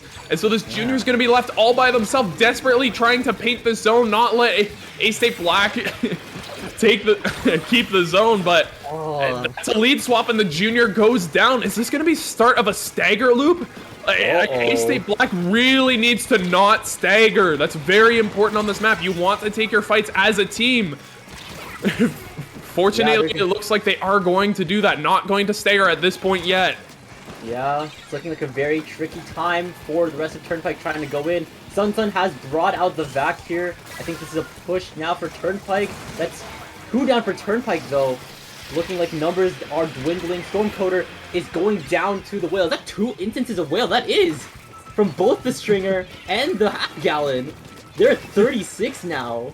Very hard to avoid 6 whales tracked on you. I mean, have you seen Hexa strikes before? Have we seen Hexa whales? We do see 19 points left on the timer. You really need to paint the zone, Turnpike. 3 people up on both teams, and finally, there it is. The zone is capped. And there it is, a 60 penalty point for A-State Black here. The strikes are ready for Soldier Emu here. They're potentially going to flush Turnpike back even further. I'm sensing a sneeze. Actually, I don't anymore. Soldier Emu is going to push back further here. Looking to take down. No, they were outnumbered. Inkblot and the rest of Turnpike in on the scene. Inkblot's going to potentially put up the bubble now. They're pushing forward. That's 2. That's 2 down for A-State Black here. Inkblot's just pushing forward. Someone just jumped out. This zone is now Turnpike's. And ooh. Yeah, bomb. You don't want to stand in front of your bubble. Very easy to throw a bomb at it and instantly kill you. Very easy a mistake to make, even with wall with the 52 gal. It does look like A-State Black is just unable to get picks. It's just the Stringer up. This might be a lead flip here. We got 20 points until the lead swap. Oh, for all we know, there's Stormcoder again. Just game, but no, this Slosher's gonna go down. 1 down on each team. That's 3 down on the side of Turnpike. This is no lead swap is going to happen today. This Vac desperately coming out, trying to stall anyone possible, trying to let their teammates walk back in, paint the zone, and maybe gonna contest it, but no, the Vac doesn't contest it. It's like a very awkward back to top solo when the rest of your team is respawning. Here comes the Tri-Strike's gonna get a pick on a wave leader here. Watch out for those rays. You do not want to get caught in by the killer whale here. 19-22 with 50 general penalty points on both teams here. Both teams, very similar scores, very similar penalties, and very similar retakes. The retakes happen quick. And now it seems that A-State Black locked in. They didn't let their morale get to them. They locked in, and they are bringing the sauce. They are bringing their best game so far out of all of these games. And they are barely holding on to the lead by a thread. Only a minute left. You really need to hold on to this. One down on both teams. 2! Wait, the tri-strikes from Soldier Emu taking down 2 from Turnpike here. Just probably what they needed to dwindle down Turnpike's numbers as 1 minute is left on the clock here. Zone is now in control of Turnpike. 2 down for A-State Black. Stormcoder is in there like swimwear, taking picks, deploying the tri-strike in front of their faces. Watch out, away healer. This isn't looking good. The wind's gonna come in. This is not looking good at all. The lead flips. Oh no, A-State Black. If you don't get this here, if you don't get the zone here on this retake, this might be game. It's all up to the stringer in the zone, but he can't. Turnpike, the wild card.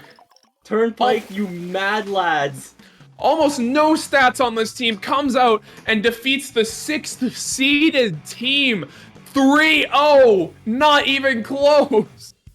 I don't know, that match seemed pretty close, but they are something to watch out for. Yeah, that map was the closest game we've had. Turnpike with a 3-0 sweep moving forward. Holy! All right, we are a little bit of time behind schedule, so as much as I would love to talk about this game more, we are going to have to move on to the next sets. Frostiix, thank you so much for joining me. Where can the people who are watching find you on the internet?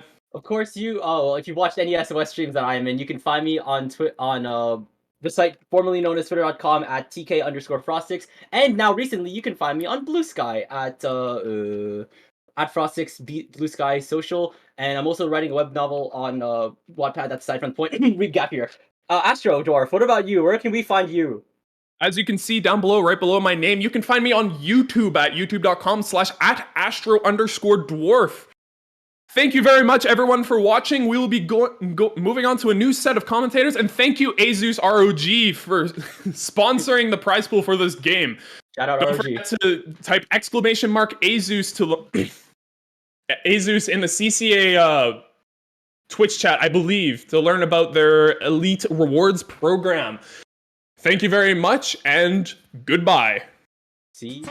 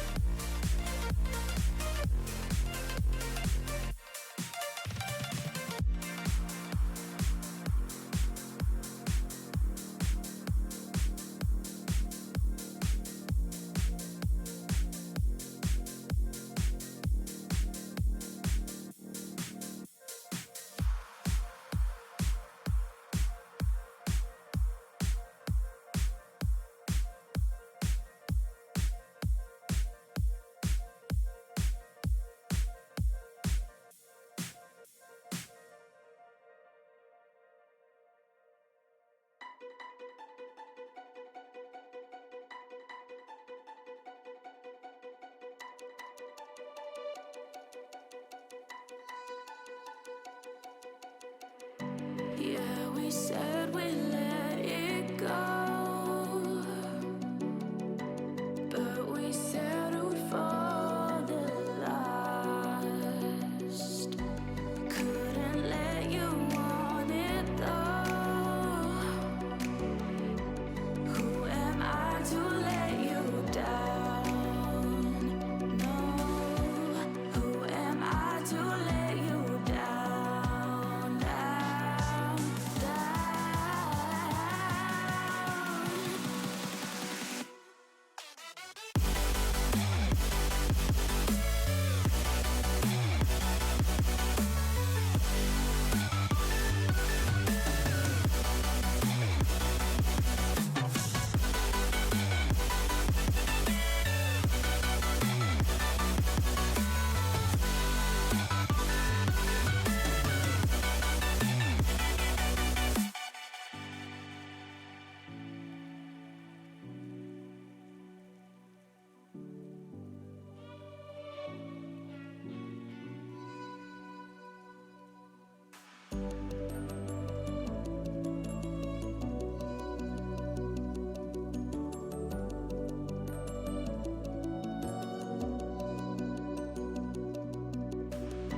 if you let me walk away,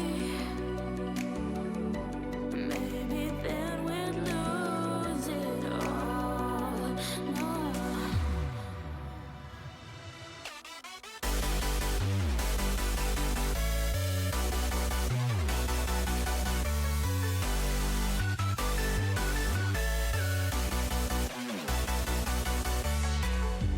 Who am I to let you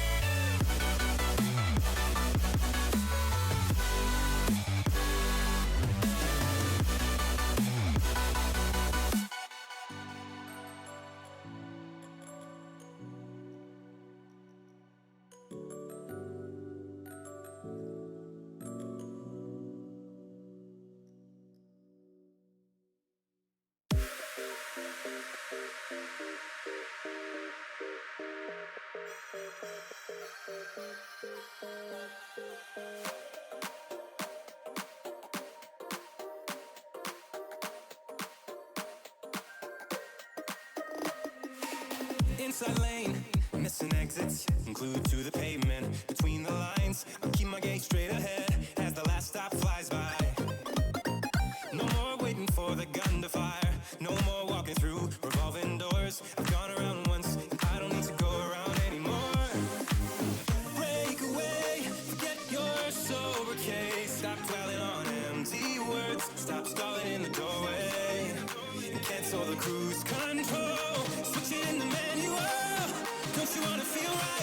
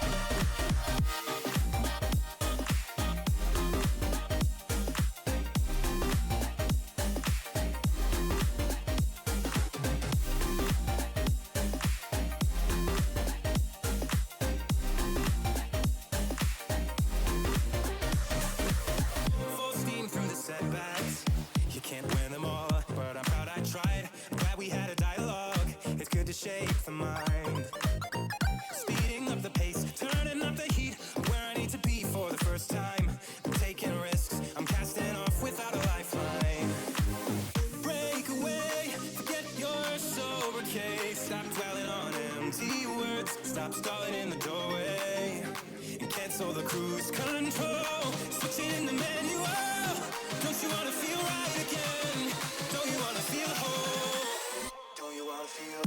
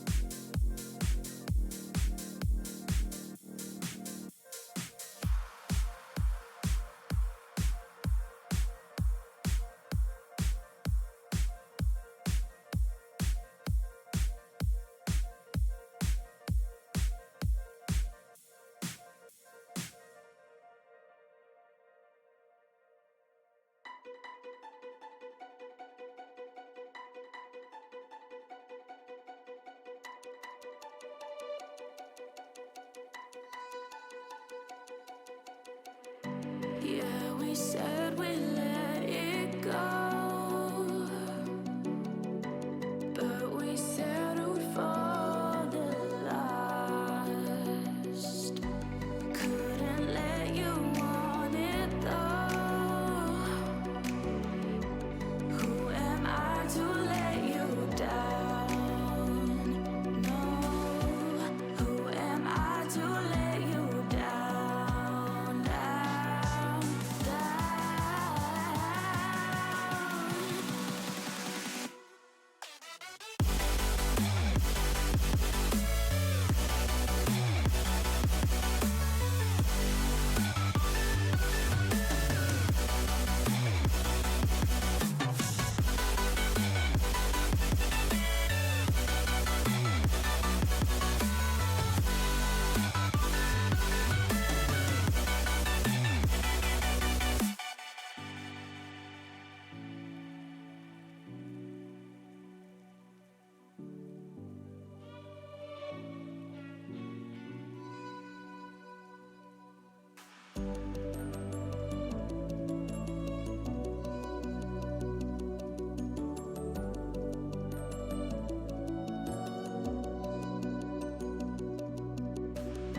If you let me walk away,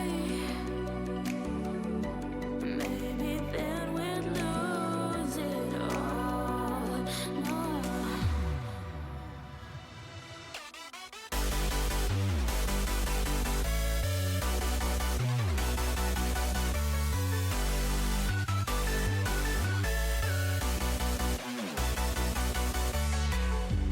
Who am I to let you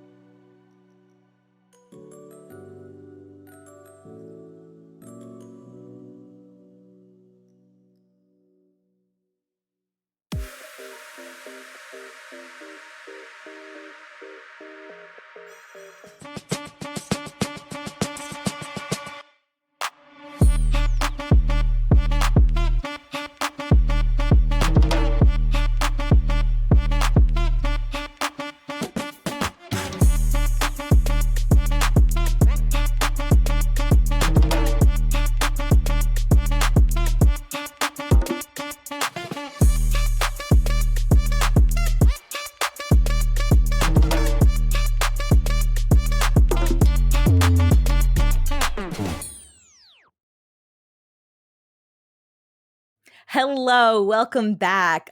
First of all, with the CCA Circuit action heating up, we are very excited to announce that ASUS ROG is the sponsor of the CCA Circuit. Their esports initiative is giving the CCA Circuit prizing support to our top teams for the season, and we are happy to have them join as our prizing sponsor. You can find out more about their Elite Rewards program by typing !ASUS, that's ASUS, in CCA Twitch chat. Thank you to ASUS ROG for their support of the Collegiate Splatoon scene. Yes, indeed. Thank you very much. And with that, welcome back, everybody, to CCA, our finals. I am Chaedr. I'm joined here today by Rose, and we are about to get right back into the action. We are going to see HLG Gold from University of California, Riverside versus USF Splatoon Green from University of South Florida. So We are, and we are very, very excited. We have this set and the set after, and we're going to be seeing some really exciting collegiate Splatoon matches. These matches are going to be between teams that are this close to clinching their spot in the day 2 finals for tomorrow. right, so teams need to win 3 of the Swiss sets out of 5 in order to qualify for tomorrow's matches, and both of these teams, I believe, have 2 wins under their belt. Yeah, they are both 2-1. So whoever wins this set has a guaranteed spot. They That's don't have to sweat the next one. Yeah. All right. Let's take a look at our maps that we have for this upcoming set that we have here. We're going to be starting off at Clam Blitz on Mako Mart. Mako classic map, Clam Blitz, not exactly the classic starter, but hey, completely fair to bookend a set with Clam Blitz. Yeah, And and we're heading right into it. Yes, we are. Here we go. Let's take a look at the comps that we have here. Ooh. Oh, we have like two sort of like more backliney-ish things on one side. Okay. Yeah, so Headits on both sides, functioning cooler weapons there, and of course Headit, especially when it has cooler, can play really, really aggressively, filling that midline roller, even getting those super good picks. And that Carbon gonna go down relatively early on USF Splatoon Green, you can see the bow keeping control of this the stack here. You can see it should be Gold trying to taking control of this though. The Whale is going to make them move around a little bit, and that bow is doing a really good job of blocking that in, forcing the jump out as well. Meanwhile, Carbon is back, and USF does have Soda, so that is going to help them come out as we see the, you know how Clam Blitz matches start, just generally a neutral struggle, as both of these teams are really, really vying for control of mid, but we're going to have some funny Splat Bomb kills in mid coming out from here from HLG Gold, and that is going to open the door up for a push here. Yeah, but it looks like Splatoon Green's doing a pretty good job with this Carbon. We're able to neutralize that. Slosher gets another pick. And, you know, potentially this could open up their own opening push going in. What I really like this comp on the side of Splatoon Green, it is a little odd to see the bow along with heavy edit, because sometimes those two weapons can sort of step on each other's toes, but I do really like bows here along with a lot of AoE. I just think like the Stringer just combos so effectively. Oh, absolutely, yeah. I mean, we've already seen them, like, just the bow shots preventing members from Gold taking control of the stacks when they really want to.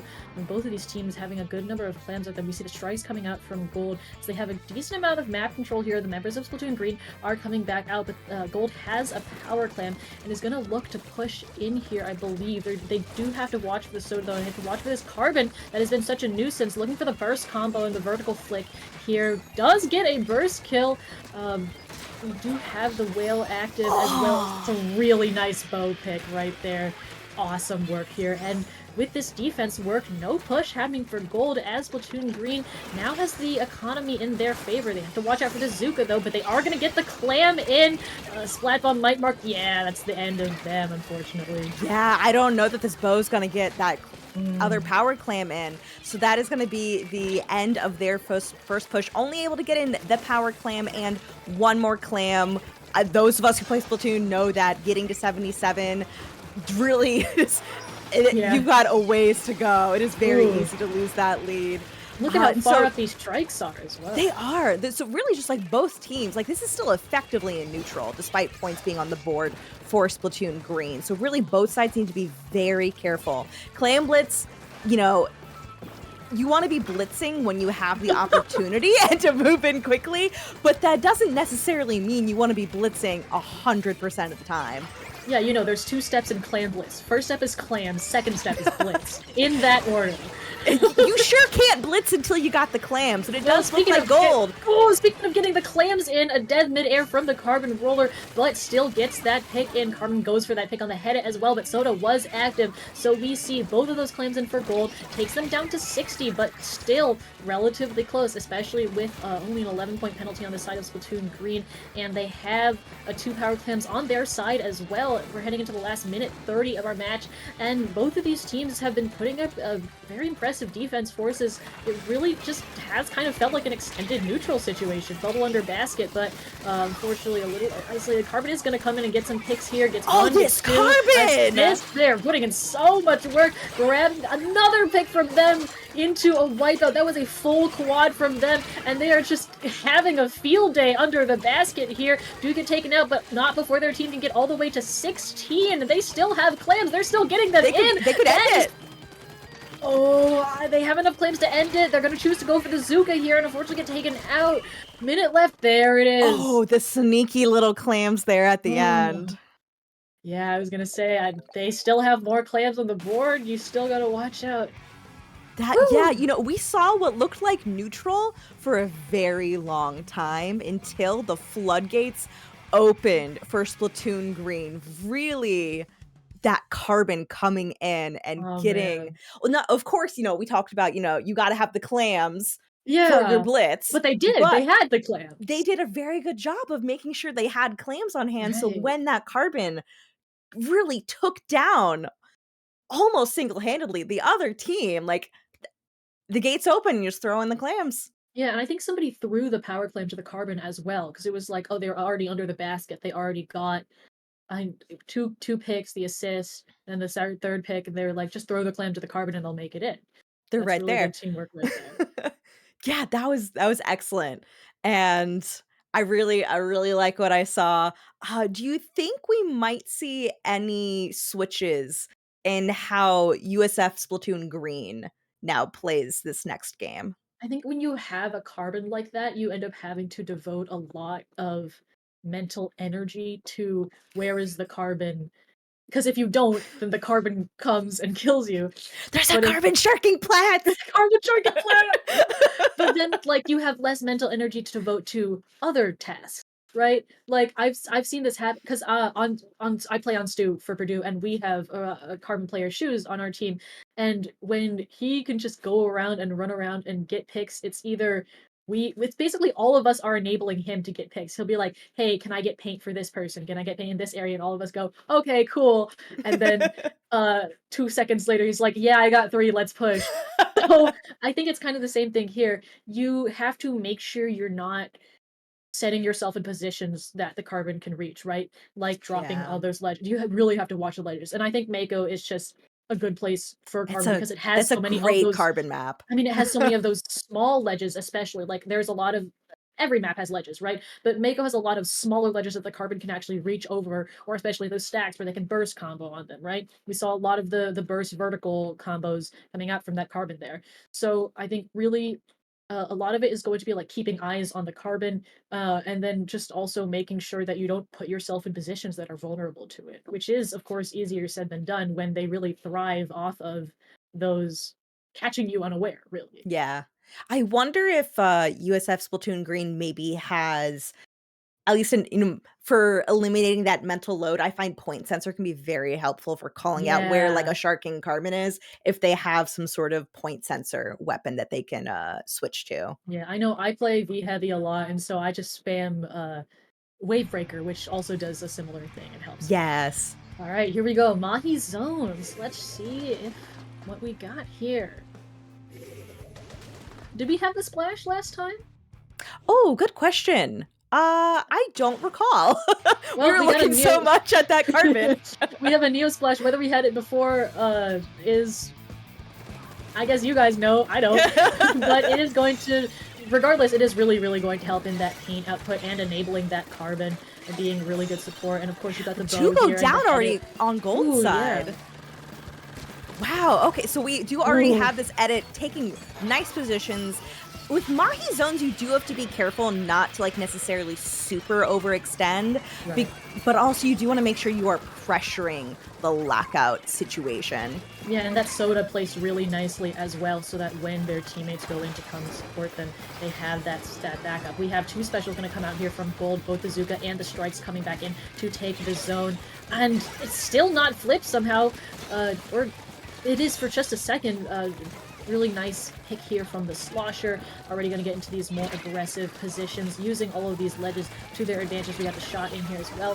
Head it does get taken down, so no more cooler for gold, as well as these strikes going to come in from green. And so really strong retake here, and then all of this forcing the jump out as well. Just so much on the field, and that the whale as well. Just they really nice, just constant. Almost, I don't know if staggering is the right way to put it, but like, instead of popping everything at the same time, making sure they have consistent pushing forces of ink every single second. Yeah, they're making sure not to use like all of their specials at the same time. You don't always necessarily want to use a ton of specials at once because these are resources. But both teams are playing this really well. There's not really, a large points difference. And if gold holds on to this, we could see the lead switch into their favor. Definitely we could. it looks like they are really nicely holding onto the zone. Not as far forward as Green immediately was in the beginning of this game, but still nicely hanging on to this. This Slosher will be at strikes soon as well, so that's going to be useful when Splatoon Green is coming in, but they have to watch for this. Carbon has that Zuka. We're going to see the Whale from the Bow. We're seeing all of the specials get popped here for the retake, and that is going to be 2 down on the side of Gold.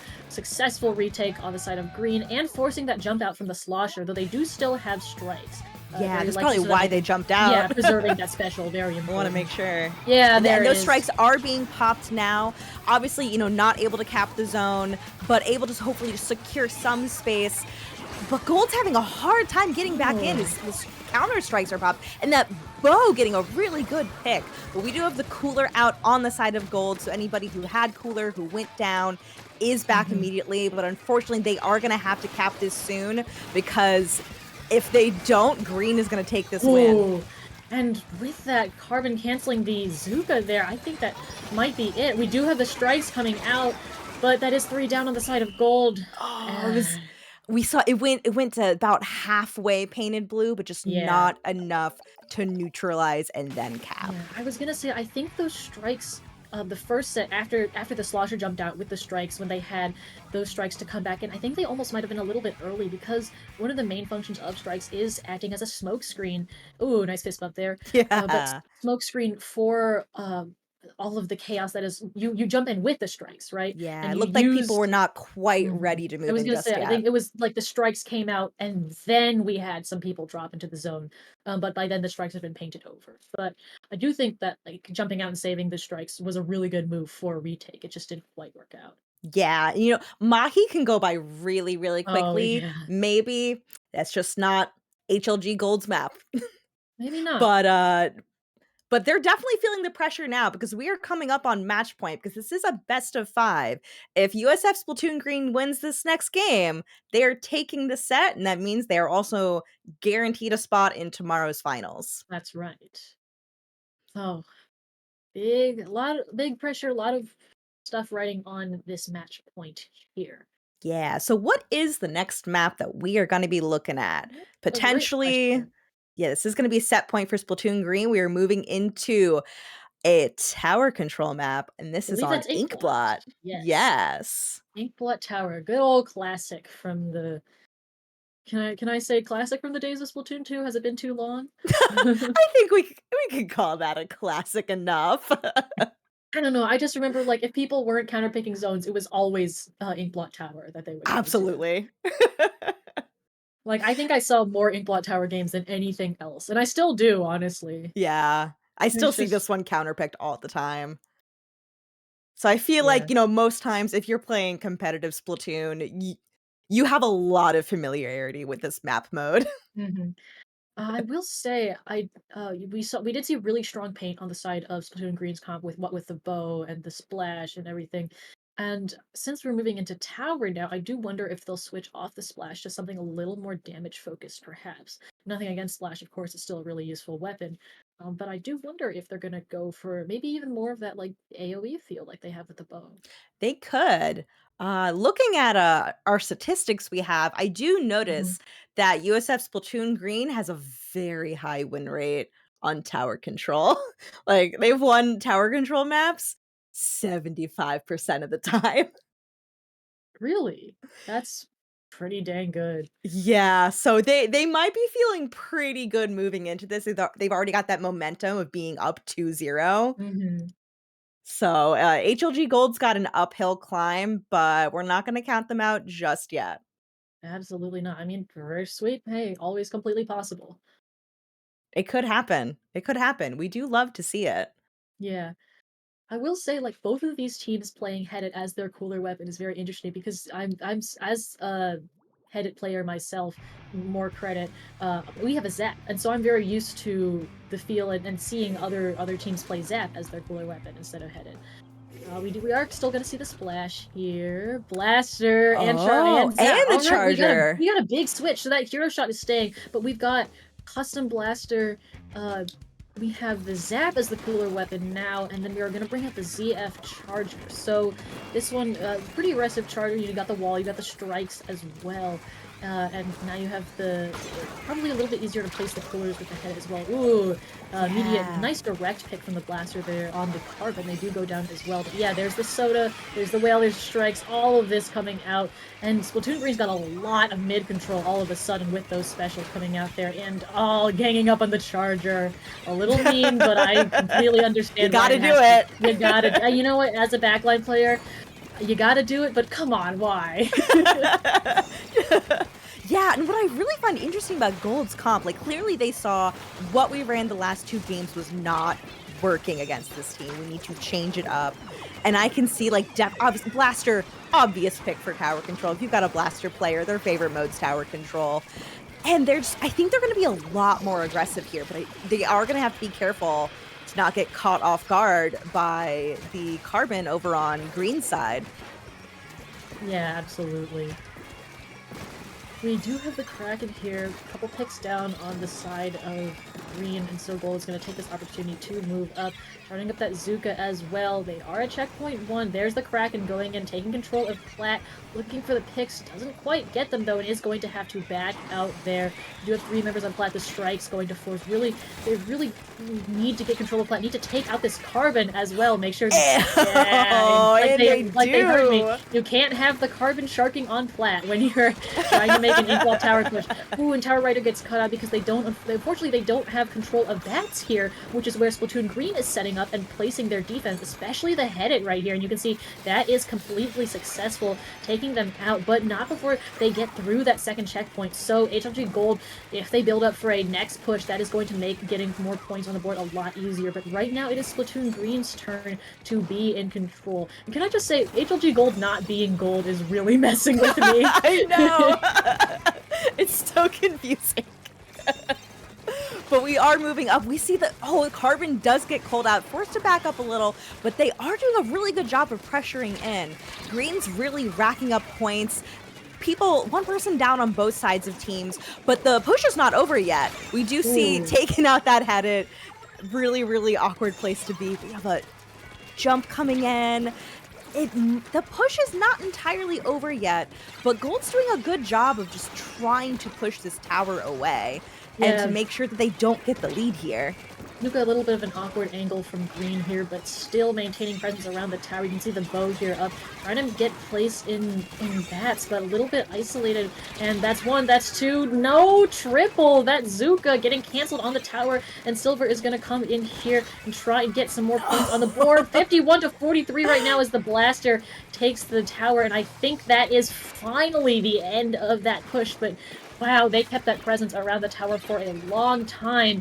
HLG Gold going to take back control of mid here with the soda. Gotta watch out for that carbon, though. Absolutely just rushing down the Blaster. No fear. Gets taken out themselves, but man, I admire the aggression that this carbon is showing. Yeah, really. 2 go down on the side of green, and this is not where they want to be. They almost got that lead. They really want to keep momentum in their favor. Silver's trying to get paint down for the rest of the team, but gets called out on their own. Oh yes, we have this Zap in mid as well, getting paint, doing their job. 1 down again on both sides. Just feels like all these teams almost never have their full rosters up as they're constantly picking each other off. And we have that tower just chilling in mid right now as the Zuka comes out from Splatoon Green looking for a pick. Ooh, doesn't quite get it. And Spaceplan actually here getting a pick themselves. 2 down on the side of green. And we are running out of time for them to make a last push. They don't have specials online. You can see that jump getting, trying to get camped as well.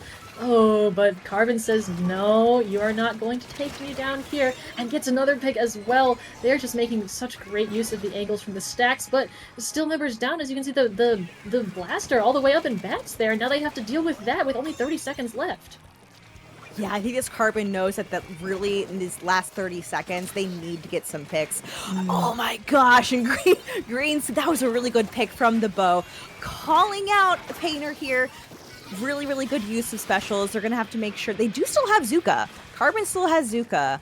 We've got 10 seconds left to go. This is their final push, trying to get this charger out of position, able to take them out. We do also have Zuka online from Gold, using it on the tower. It's a huge wipeout! Oh man, that is triple has got to have felt good.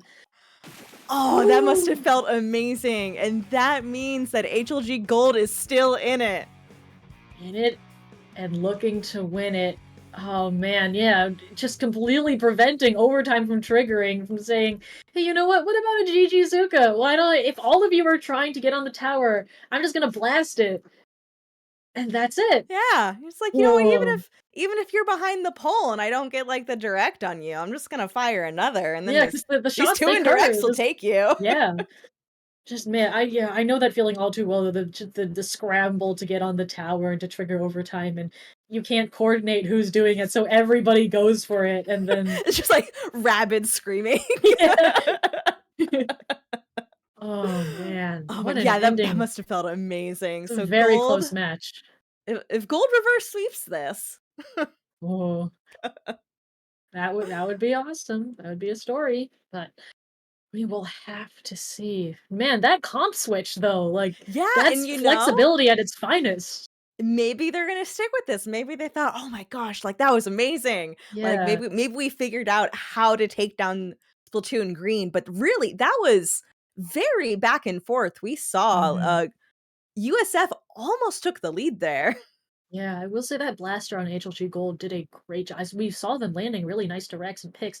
They did struggle a little bit with having the carbon rush them down, but that's how the weapon is. Unfortunately, I'm Yep. not sure if there's really much you can do about that.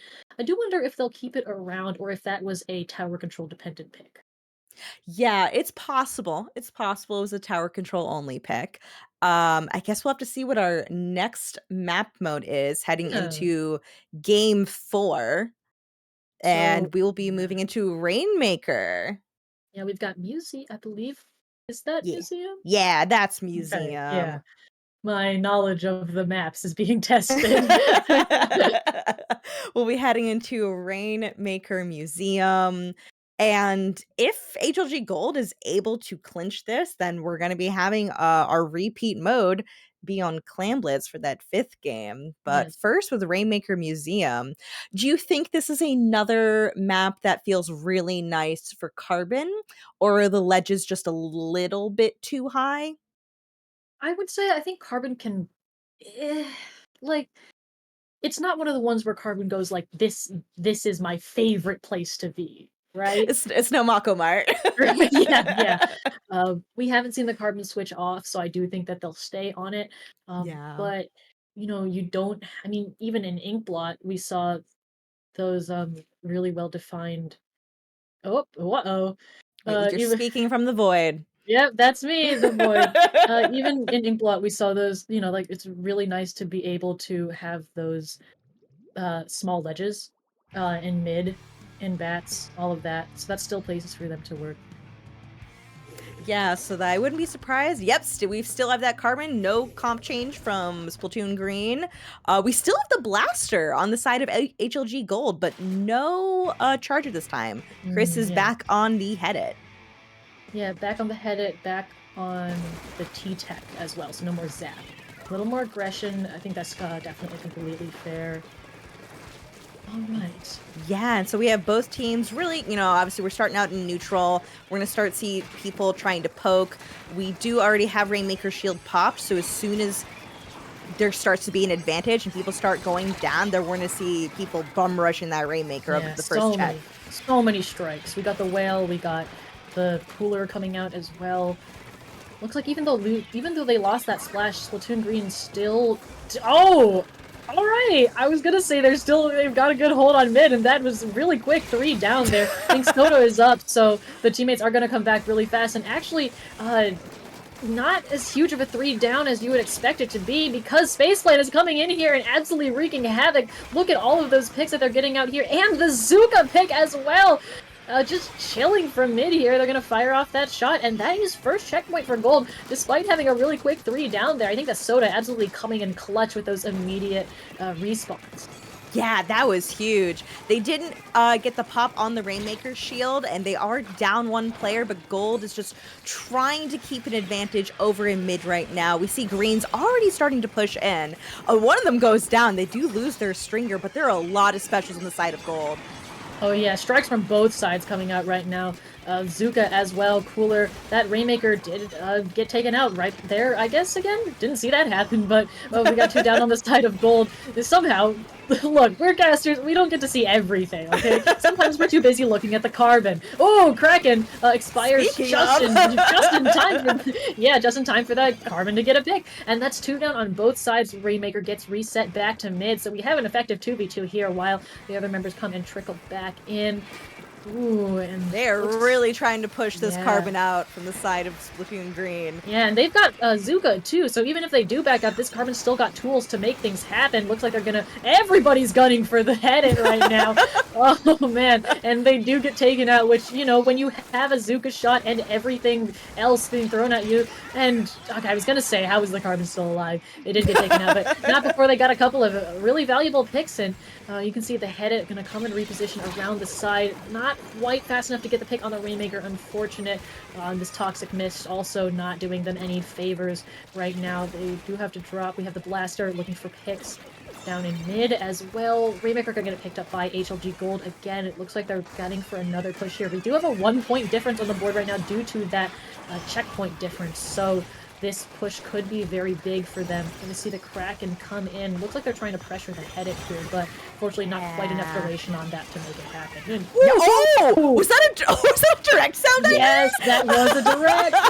Oh my gosh! I was gonna say, I was like, oh yeah, I don't know that Kraken really got them a whole lot of anything, and I think it's put them in a tricky situation. But before I could even speak, all of a sudden they're just getting a direct. Absolutely wrist-breaking flick from them right there. Wow, that's really impressive. Oh, we do have Silver on the side of Splatoon Green trying to get paint down, create some space for their Rainmaker carrier to try to get in, but they're having a really rough time getting through mid. They're just not able to get any picks over on the side of that. This poor Rainmaker's stuck in the side getting crushed down. Oh man. The lack of the range on that splash is really hurting. Yeah, you can see they had the strikes, but I think they were really just doing, like you said, their best to put down pain, and it just wasn't working because of the range disadvantage. So unfortunately, the Rainmaker got stuck in here. You'll see another Kraken come out from this blaster. They are putting these out way faster than I thought. And pick on the head it. There we go. Just at the end of the duration, and now it doesn't quite get out, but really, really good pressuring pick there. And if this match ends with the only 1 checkpoint from both teams, I'm going to be really surprised. Me too. Oh my gosh, yeah, we do have less than a minute to go. Strikes coming out on the side of HLG Gold. We also have a Zuka ready on the side of Gold. Also a Zuka being used over on Splatoon Green right now, but gets taken out. This Blaster making short work, getting some nice assists, and we are going to get some more points on the board for HLG Gold, trying to move in. Chris is stuck in this Toxic Mist, trying to move forward. They get another pick. They're putting paint down. Chris is trying to swim as fast as possible, gets taken out, but gets all the way down to 19 points remaining with 10 seconds left to go. 3 do go down on the side of HLG Gold, so this is going to create an opening for Splatoon Green. Ooh, they do. We do get a couple picks, assists from Rainmaker and Carbon. Good combo right there. But now they're gonna have to work up through this plant. That is. Yeah, I was gonna say losing their bow is really, really rough in overtime when that range is so crucial. Oh man. But, I mean, we teased you know what that means. Reverse sweep. You know what that means? We're going to game 5! We do have a game 5. Whoever wins this next game wins the set and takes their spot for tomorrow's day 2. All right, so we get to see a game 5. What a treat! Yeah, and we're going back to Clamblitz. Yeah, well, we're going to be on Barnacle and Dime now, I believe. I think so. You're right. Big, flat, open map. Hedits might have some fun here, though they are a little bit prone to getting rushed down as well. Considering that we've seen the Blaster for the last 2, I do think that it'll come back. I mean, it's been working very well. Yeah, it's worked great for HLG Gold. Oh my gosh. Yes. And, you know, I will say that they have a really high win rate on Clamblitz from, yes, they do. From this circuit season so far, up at 85% win rate. That's So Gold might be feeling pretty good about this final game. Yeah, but of course you do have to consider we did begin this set with a Clamplets knockout from Splatoon Green. So kind of a little bit of both teams having some confidence in this mode here. Yeah, I think we saw it. Both teams were, I don't think either of them were like, oh my God, Right. Clam Blitz. I don't know Yeah. how to play Clam Blitz. Oh.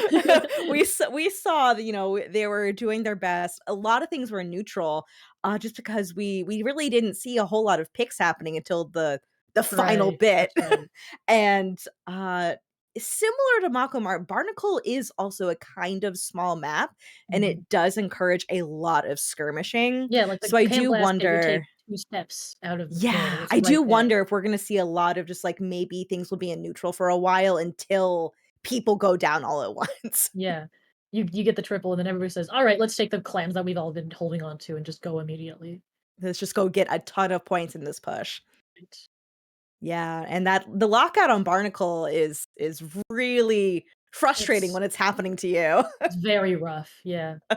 This is definitely a map where you do not want to wipe Yeah. out. It is so hard to get back in, but we have been Yeah. seeing strikes on That's both true. teams, so that might help. Some well-timed strikes for taking space and getting back in. Right, Strikes, Zuko, the range from both those head-ets, you can place them on right, and they have— Oh! Hydra! Right, that's not a head-et. They said you want range? I'll give you. Oh my gosh. Alright, well I love seeing her. That's V Hydra, so we're gonna see Chickens and Booyah Bomb come out here. Look, they've got that Object Shredder on there as well, so big damage coming out from the Hydra here. They've got that zap, so they keep it cooler, but oh man, I really want to see how they react to this range difference, because already that Hydra's using that insane range to get a pick from just clear across the map. Yeah, this is not a large map. That Hydra can set up over on their little plat and just completely reach the other plat. Ooh, bomb pick there, but we do have the Zuka coming out from Carbon here. Just picks coming out. There's another bomb pick. Yeah, we got all have of them. picks happening, but they're happening on both sides, so things are still pretty in neutral. However, 3 were down at once at one point for HLG Gold, giving Splatoon Green a chance to start taking some space. They've got Cooler out. They are throwing out strikes. This Slosher is going to go down to a really well thrown and well played flat bomb. Oh man, so many bomb picks out here in the first minute of our match. We do see that Power Clam come out from Green. They're they're holding back. They're looking for a good time to push this. They have the Booyah Bomb as well, which could help in making some space. Power Clams on both sides now. And so Clam Economy is in favor of Splatoon Green, though, with double the clams that Gold has. And Hydra's Booyah actually the only special right now, but we are getting dangerously close to strikes here, and we do have that cooler coming out, so HLG Gold gonna use this really nice off angle coming in here, getting almost a triple there. Wow, Space Plan just coming in and saying, like, you might be focused on what's in front of you. What about what's directly to your left? Yeah, we have points going down on the board for HLG Gold, already down to the halfway point. Getting below that, we're at 47. This Kraken coming out, probably gonna get punished. Yep, not able to do the jump out in time. But some clams were still being thrown in. They got all the way down to 38 before being wiped. But of course, getting wiped on this map is very scary. As you see, Splatoon Green is already on their doorstep throwing strikes. They have power clams. They are ready to move in. Oh, you can see that Carbon does not want the power plant. They want to be unseen. But that results in them popping the Zuka there, actually getting 3 down on the side of Gold, and being forced to pick that right back up. But we don't have a lot of clams, and that is going to be the Slosher coming down. Oh, Power Clam does go in, though. You know what? I guess they did have a lot of clams. It just wasn't in. They didn't have. The Power Clam was on the ground. It didn't show up in the overlay. So we're going to see that all the way down to 51. Not quite 38. They are going to need to get another push in, but like you said, they took really good advantage of that wipe situation. Now, of course, though, HLG Gold is the one in control of mid, and they have this Zuka on lock. Yeah, the hard and scary thing about pushing clams on this map is that often, because it is so concentrated, you end up committing your life as a resource and you go down when you do your push, and then you're just opening up a push for the opponent. Right, right. So that's why, you know, staying alive after clam pushes or having soda, things like that, allowing you to come back and respond to that counter push are so effective.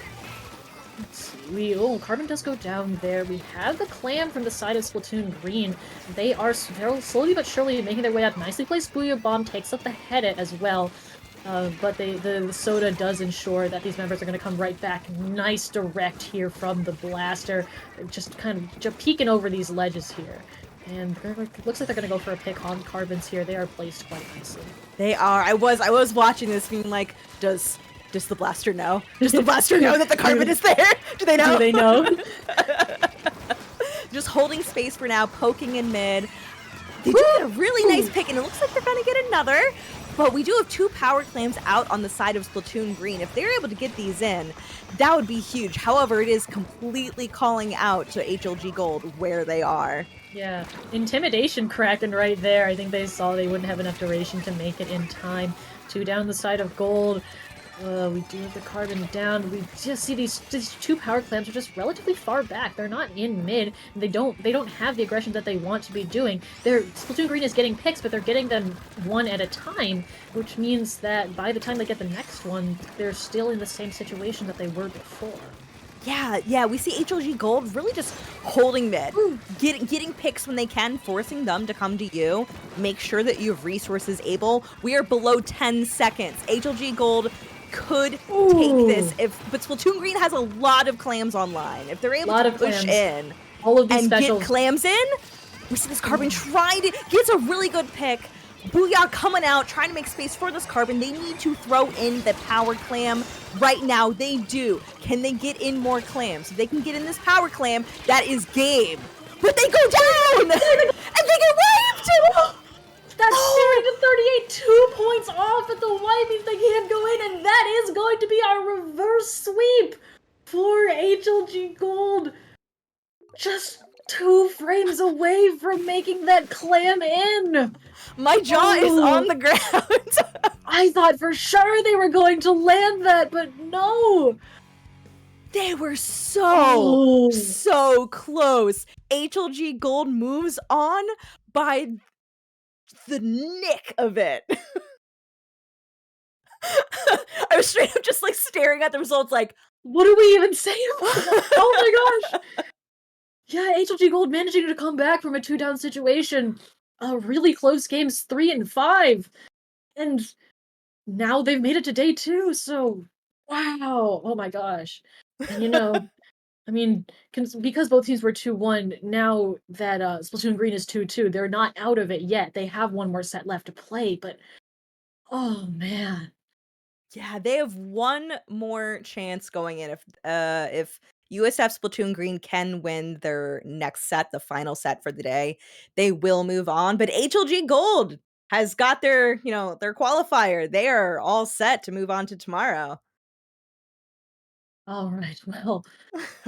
Oh gosh, I think I need a couple seconds to recover. Oh my gosh, that was wow. Such a good set. Yeah, incredible set from both of these teams. We are going to take just a short break here while we set up our 5th and final round of Swiss for these teams that are going to be 2-2 and see who gets to make it to the next day. Well, we'll be right back. Stay tuned. We'll see you.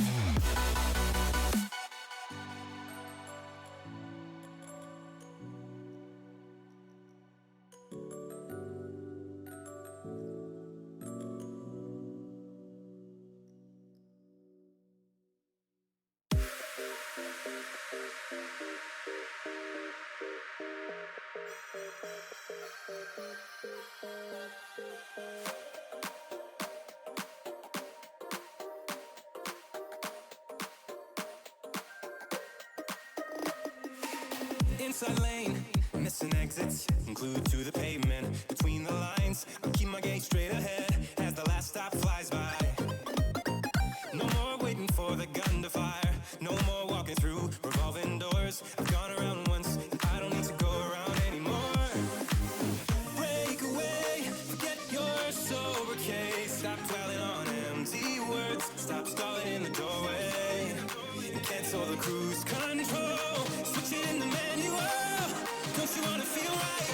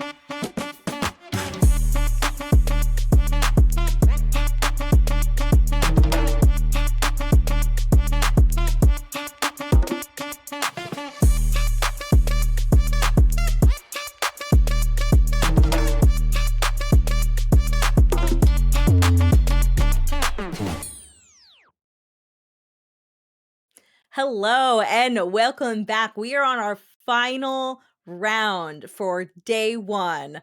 And whoever wins this one is moving on to qualifiers tomorrow. And whoever loses will not. That's right. All of these teams are 2-2, and you need to win 3 sets to qualify for tomorrow. So everything is on the line in this best of 5 set. We are going to be seeing TableTerp Troupe versus Black Seadragons from University of Maryland College Park and Rochester Institute of Technology, respectively. Yeah, we were just talking in the intermission. I was just like, oh, how interesting. My partner almost went to RIT. I almost went to University of Maryland College Park. Well, there you go. Almost, but not quite. Yeah, both of these teams do have 2 wins under their belt. And let's see, for the TableTerp Troupe, they were seeded 4th going into today. And RAT Black Seadragons was seeded 7th. So it looks like we're going to have a very good game between these 2. All right. We love to see close games. Let's see, we're going to see the Headit come out again. Ooh, okay. I respect that. We got the custom Explasher coming out from Black Seadragons here. Wiper, also going to have some fun on this map. And then the Nautilus as well. Really nice pick, especially against that Nautilus versus Headit is always an experience.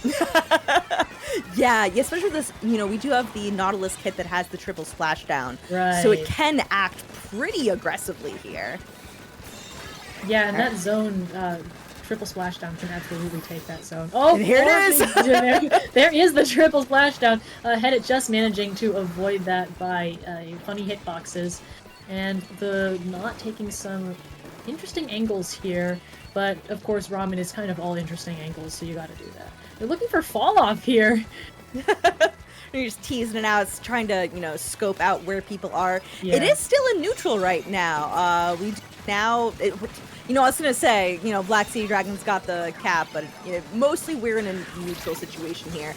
Triple splashdown coming out, and Sneaky able to dodge it and gets a pick in the meantime, using Hammer to chase them down, but not able to get them as they jump out of the area. Yeah, the soda jump coming in clutch. Sneaky's still getting a pick anyway.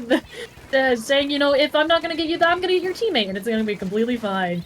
So with those nice picks, we've got TableTerp Troupe in control of the zone here. We do see the splashdown coming in immediately, getting a pick, not getting 2. You can see the 2 members backed up behind zone there. They do have that Zuko, so they are going to push it, but we have the splashdown.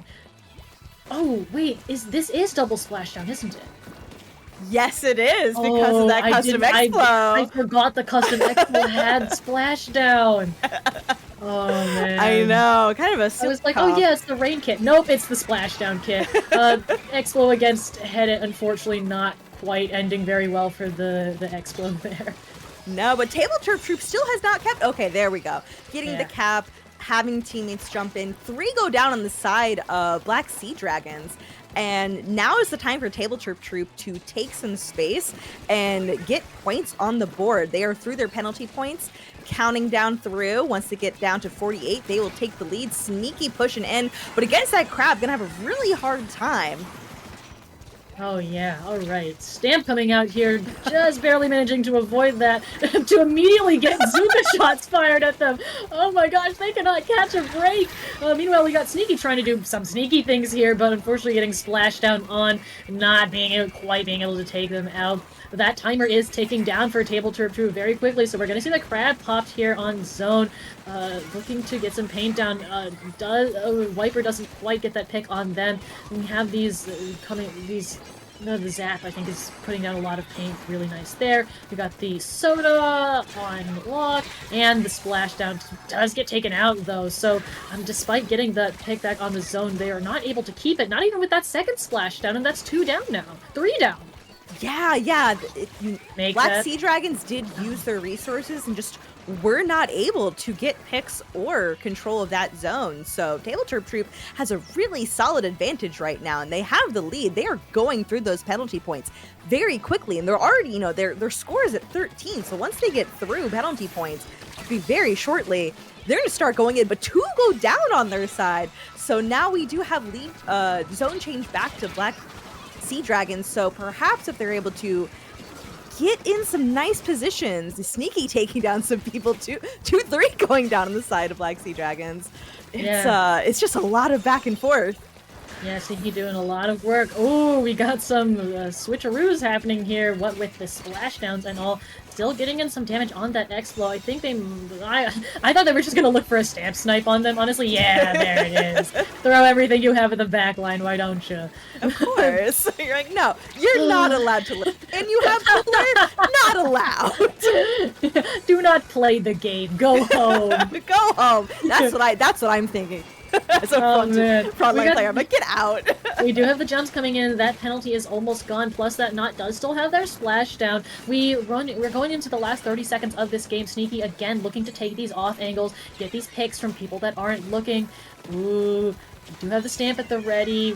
Ooh, here comes the stamp, and that Zab not quite ready. I think this Explode doing their best to run, but I don't know. Yeah, they get stamp snipe. That's 3 down on the side of Seadragons, and so even with this 29-13, I don't know if they're going to be able to come back. Yeah, the not going down is very unfortunate there. Yeah, TableTerp Troupe heading into the final second with a really strong hold on that zone, pushing ahead of zone with at least 1 to 2 members to make sure that Black Seadragons has to spend a little bit of extra time and resources getting in, just able to keep them off of the zone. So TableTerp Troupe is going to take the first game in this best of 5. Oh man, that was a long game. That was a lot of back and forth. Yeah. So we just saw like a lot of picks happening constantly. Yeah, I think the last couple minutes of that almost kind of just felt like Black Seadragons just kind of slamming up against a wall that like TableTerp Troupe had, and they managed to like slowly chip away at that, and they were getting there, but like just the constant pain, the picks coming out, just they felt staggered a lot of the time. I think was another one of the big issues. It's really difficult to come back from that, especially in a thing like Splat Zones where you see the timer ticking down and no penalty, and you're like, if I just get the zone to flip. But then that hero mentality is, I'm not saying they were doing that. They were doing their best with what they were given, but getting staggered is really, really rough, especially when you're already on the back foot trying to take control of mid. It is very difficult. And I know, even when you have 2 members with triple splashdown, you're like, if we can just get us onto the zone. Right. If one or both of us gets there, but it's the process in getting there that's like you're expending resources. That might be better spent just taking a breath and all trying to work in together. But of course, this game is so fast-paced that It's so really fast-paced. difficult, really, really difficult to do that. It is very difficult. And you must be feeling really good on the side of TableTerp Troupe moving in. As we said before, both teams are looking for their final set win of the day so they can move on to tomorrow. So the stakes are pretty high for both of these teams trying to get their, last hurrah in to move on. Our next game is going to be on Tower Control Ship Shape. I know you had feelings about Tower Control Ship Shape, Chaedr. I don't really like playing this map. It's just, why does Stamper have a longer range than Headit? That should not be correct. Yeah. If I'm on one of the greats and the Stamper's on the other one and we're looking at each other, the Stamper should not be able to kill me. I don't like that. It's not fun. Yeah, the woes Ship of the Shape heavy is slatling player. Ship Shape is a Ship Shape Tower in particular is a map mode that I have slowly come to have a fondness for. It took me a while. For a long time. An I was just acquired like, I taste, hate if you this will. map mode. It sucks. And I'm like, okay, I'm a little bit more used to it. Yeah, I is- would say I'm slowly getting used to it as well. Yeah, but it's definitely one of those map modes where I don't feel confident in having the game until I see a knockout. Yeah. And really, that's fair. especially if we have not gotten past the 3rd check, I'm always like, oh, okay, like don't get cocky, guys. They could completely reverse this on us. Yeah, I've had some really difficult comeback ship shape moments. It is Ship Shape feels very snowballing. I think it's like I Mm, think that's why a lot of us like don't feel great playing on it because it feels like you had it, but then yeah. you make a mistake somewhere and then just everything goes wrong Like from there. suddenly 2 checkpoints are gone and it's like, whoa, how did that happen? Yeah, and as soon as a team gets past that 3rd checkpoint, it is a very, very short tower ride to the Yeah. goal, and that's when just full panic is on, Yeah, you're and throwing everything you have, and it's almost like it's in that funny alley place too, between two hires. So you're like standing up there, you're throwing everything you have at the tower. you're like, Woohoo! just die! Decav time and machine time. All right, so that's Neo Machine that we're seeing there. So we're gonna see Point Sensor Zuka there, and then we got the Mint Decav. So bubble time, bubble on tower. That'll be fun. That will be fun. Yeah, I'm liking this decav pick. Both teams, their cooler weapons of choice are going to be Zap here. We do already see coolers coming out. This Blaster does go down, but able to take down others with them. Decav doing silly decav things and being able to get some good picks. Goes down, and it looks like Seadragons is now going to start trying to make a push, but this is still largely in a neutral situation. Yeah. Ooh, losing that decav is going to lose some of the aggression there, though. And we do have that crab tank getting pushed and getting taken out, so that is an advantage, especially with this cooler here. Advantage for Black Seadragon as they're going to push this up to the first checkpoint here. And now here's where, like, I always feel a little awkward playing on this map here, because I'm like, do I go for core? Do I go for greats? What happens? So I usually just end up standing awkwardly on the tower while my teammates play. I'm like, I'm the heavy spot, like, I could just sit on the tower, right? It's okay, right? But real nice pick there from the Expo, looking for the second one. They do fall down there. Don't think that was intentional, because the decav says, ho ho ho, little pick there for me. Yeah, but while we've been chatting, they're already passing the second checkpoint. They're moving on. Oh man, yeah. Oh, there's the white though, with some very nicely placed bombs on tower. But yeah, again, snowbally map, and that second checkpoint is completely gone as well. So if Black Seadragons gets a hold of that tower again for a long period of time, that's a straight shot to the goal. It is. They got Decav a very good lead. Silly decav things. Just able to put on so much pressure. Custom Blaster is coming out.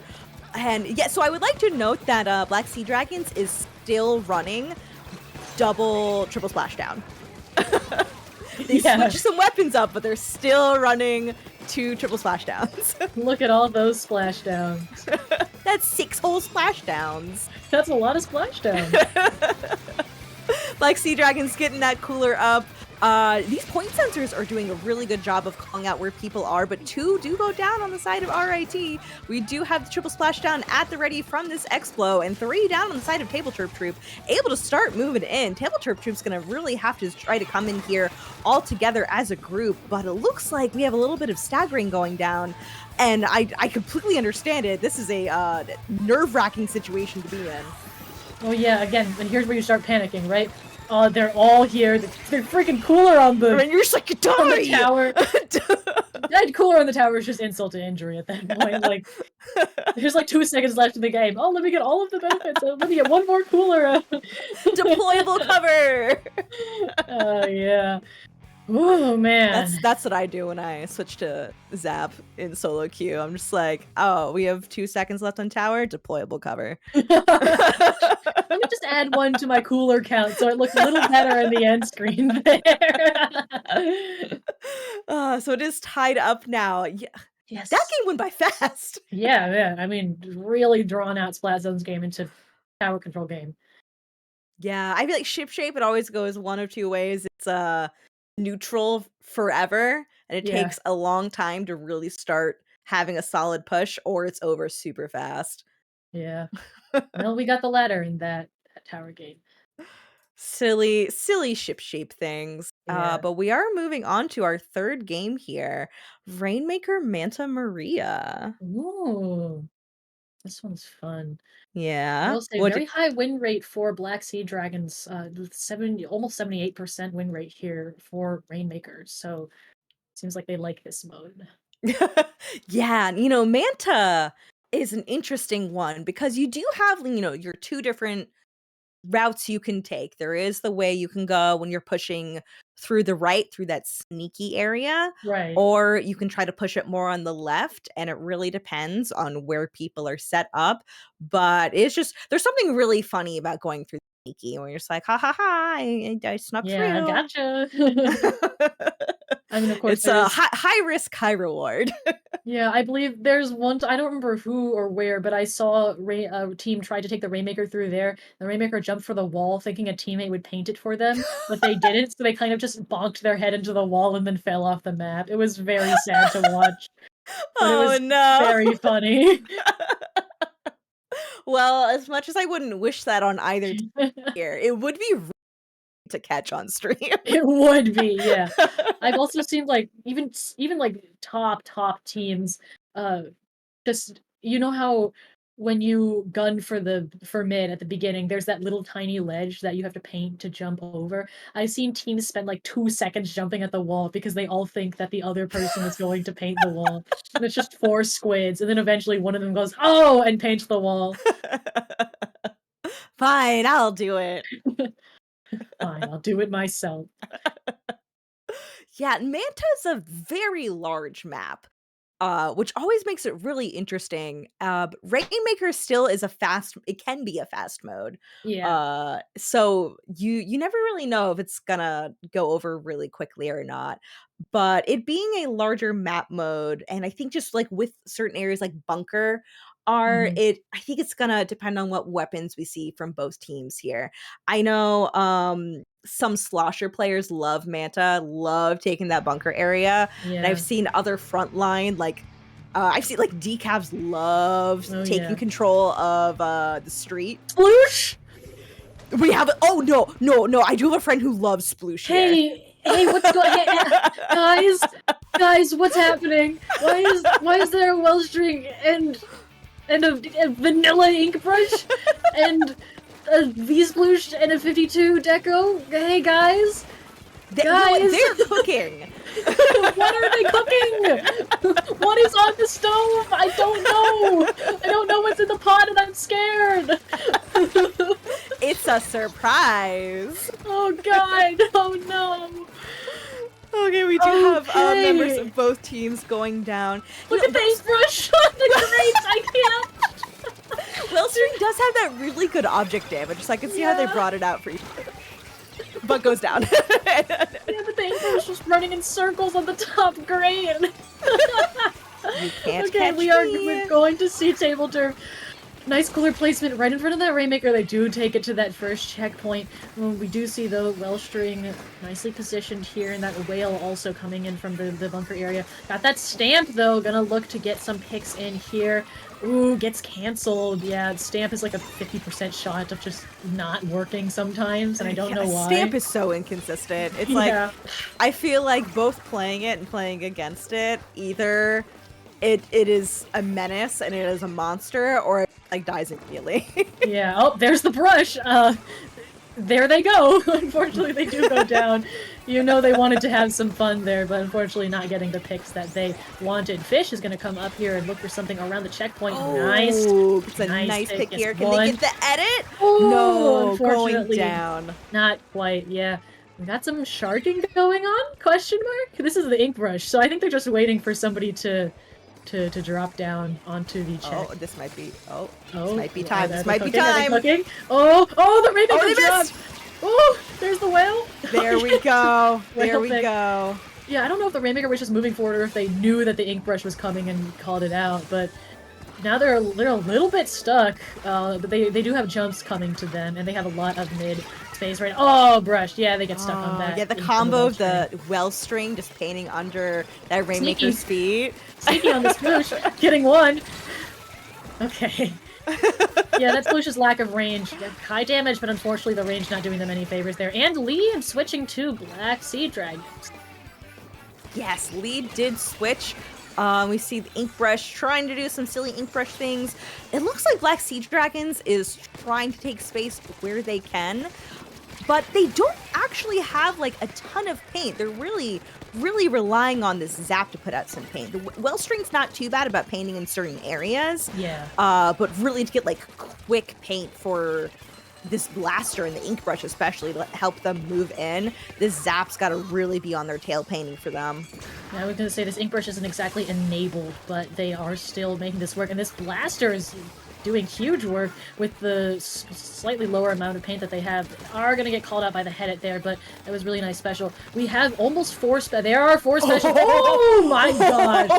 Whoa, that is a cooler double. We're going to see the stamp coming in from Sneaky. We saw that cooler get popped here. Stamp pick, no! Doesn't quite make it. The cancel coming in again. And so even with that double, not a lot able to happen there. That Rainmaker just going back to mid. Indigo on this gal is going to get some picks back, some jumps back in. They have the cooler effective on them as well. 2 down on the side of Seadragons means they're going to be able to get something done here. 3 down now. Brush down as well. That is a staggered quad for them, delayed quad.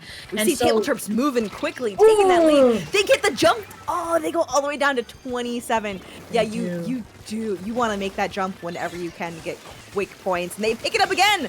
And they're jumping down again. Able to get down to 22 this time. Yeah, this absolutely crucial jump on Manta. 3 down now with that Headed being the only one still back in the game on the map there. They did get a jump in. Looks like whoa!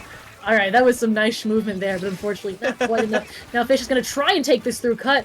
Getting chased down by Sneaky, though, on the sploosh. Does get taken off. We are heading into the last 30 seconds of this match with 2 down on the side of Tabletop Troupe as this Wellstring looks to... Oh, I thought they were going to fall off for a second. They were too.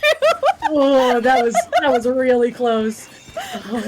Fish is just like, oh, okay, confidently jumps on the mat.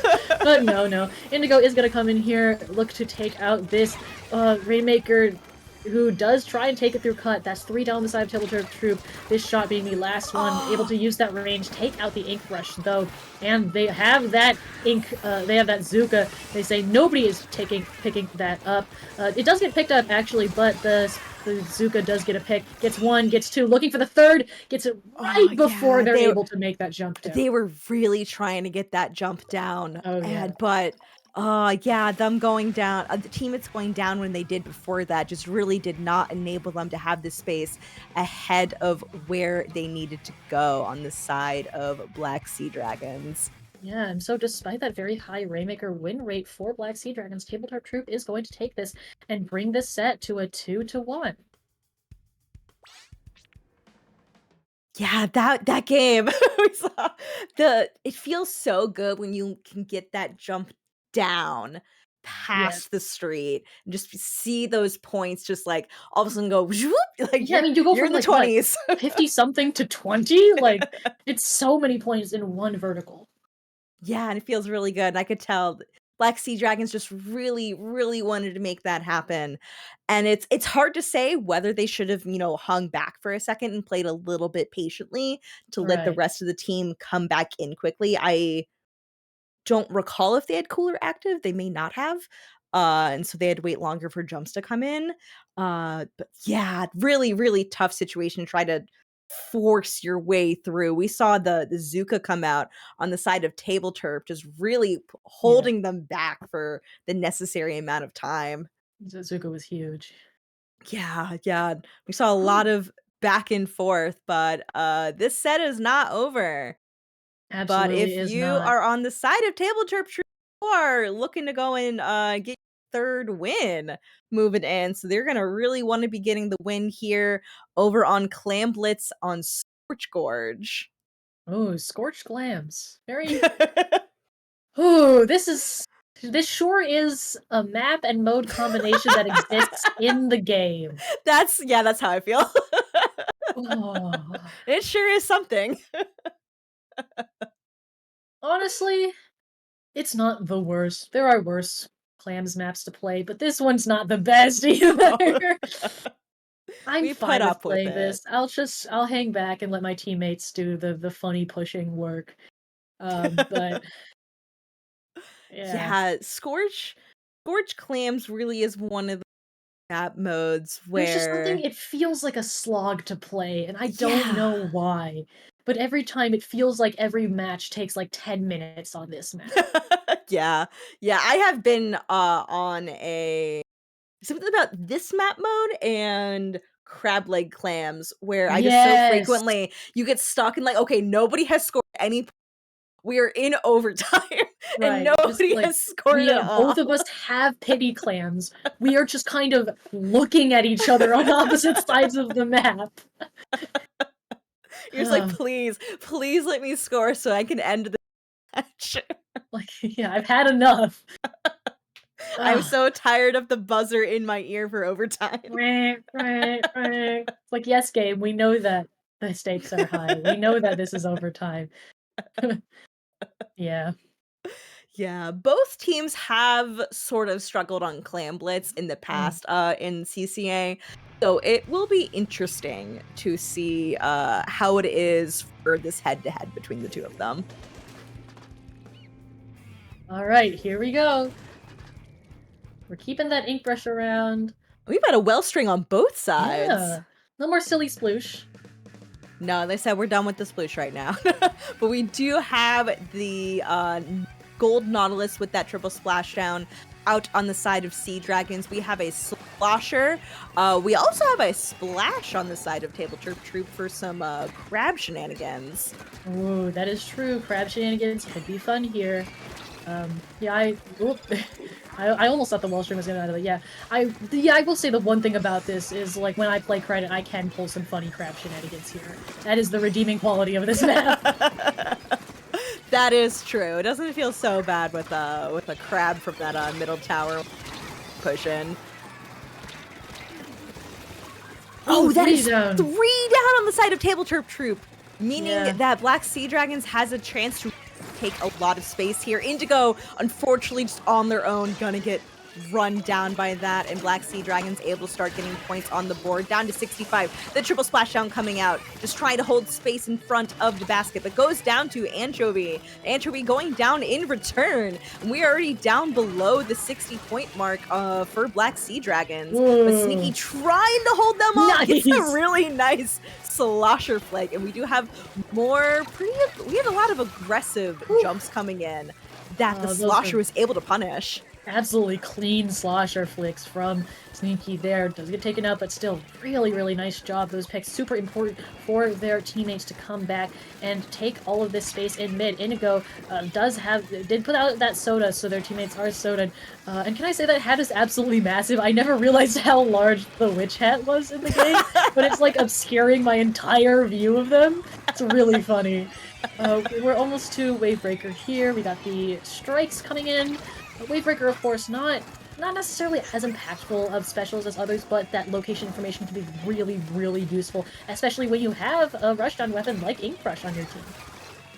Yeah, we also see Black Seadragons threatening to score here. Nautilus does have 7 clams at the ready. Gonna drop them off triple splashdown, but collecting them back in. They could potentially score here, but as long as they just keep pressuring right now, just keeping TableTerp Troupe on the back foot. Yeah. We are going to head into the second half of the match. Ooh, sick double right there. That is going to lead to a wipeout in favor of TableTerp Troupe, which means they are going to immediately gun for a push right there. Already we've got the claim in. Their teammates are kind of almost struggling to keep up after that splash absolutely sprinted in there to get the first pick, and no, Indigo has a lot of clams. I don't know if they're going to be able to get it in on time. No, unfortunately, Power Clam Carrier did go down, but they do have that cooler, meaning their teammate, they're going to be able to keep this presence around the basket and possibly rush in for another clam as soon as that basket opens. Really nice play from Indigo there, just saying, like, we're going to keep the presence even though we don't have the opportunity to push in right now. Yeah, they've just been holding space right here. 2 go down. They could be rewarded for this. 2 down on the side of Black Seadragons. Another going down. And, but man. Ooh, I just see people dying everywhere. Yeah, I was gonna say, no, the suction bomb! Oh, didn't allow them to put that clam in. Sneaky here doing their absolute best, but the wellstring still also says no. Splash bomb going in. They do get it in, down to 70 with the penalty as well. Oh, sick that curved slosh. Absolute perfection from Sneaky. I don't know how they do it, but they've continued to pull these off, and Anchovy still somehow getting out of that situation alive, meaning they're, and getting a pick out of it! Meaning that their teammates can just come in and get jumps in as well. I don't know how TableTerp does it. They continue to just pull out things from situations that you wouldn't think possible.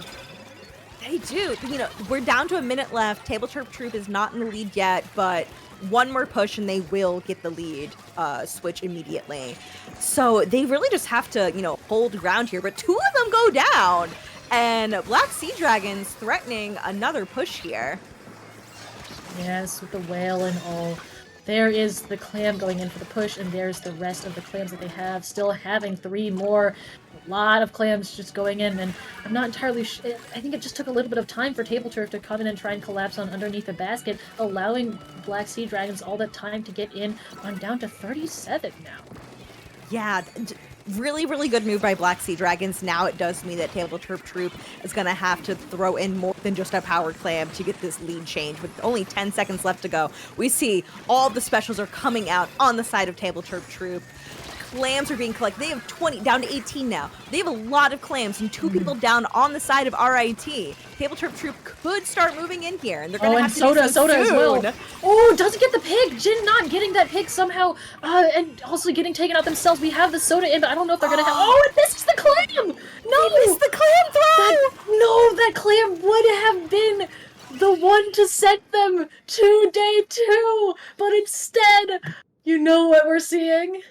It could be down to a game 5. Oh my gosh, yes, we are now tied up again, 2-2. Oh my god. Oh, missing that clam throw. Oh my gosh. Yeah, oh, that must feel so bad. They got splatted just like a little too early, and I think it just they were throwing able it. to aim, yeah. Yeah. They That's just, all of their momentum as they're like jumping forward to throw it just gets completely stopped. Wow. Oh my gosh. Yeah, we're done. We're game 5s, both of these. Both of these teams are 2-2 in sets and 2-2 in matches here in this specific set. So this one decides who gets to make it to day 2. Yeah. So both teams are sweating.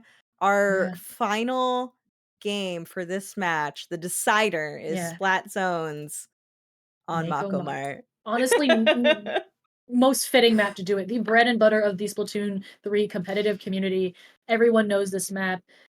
Pretty much every weapon can function on this map. I mean, of course, we've seen I think the Slosher's going to have a great time here. We saw Carbon have a great time here. But it doesn't really favor anybody over anybody else other than the being able to use those ledges. So, the round's even again. All the scores are even again. Difference is the momentum and probably mindset that these teams have going in, especially since, we're at the very tail end of our tournament here. And I think a lot of these sets that we've seen before have also gone to game 5. So these teams have played a lot of matches. We're really in the home stretch. And at this point, it's like mindset is going to be really, really big here, I think. Yeah, definitely. I know I would need a second on the side of TableTerp Troupe after not being able to get that clam throw in and just end the match there. I would need a second to be like, I need a breather. because I'm pissed.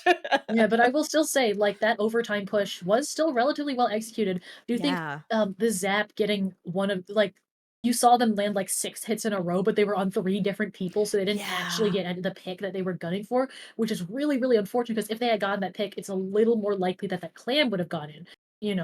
Just sequence of events happening there. But unfortunately, that did not go out. But still, we were talking about getting all those clams, and they did execute that very well, sending in somebody with soda that wasn't the clam carrier to clear out and make a distraction before you send in your actual clam carrier there. And having soda during that overtime also very, very important. Yeah. TableTerp Troupe did play that well. Yeah, they played that overtime push really well. Just, things did not go in their favor. But they do have one more shot. Both of these teams do. They do. We're heading back to zones. Oh boy. It all comes back to Splat Zones.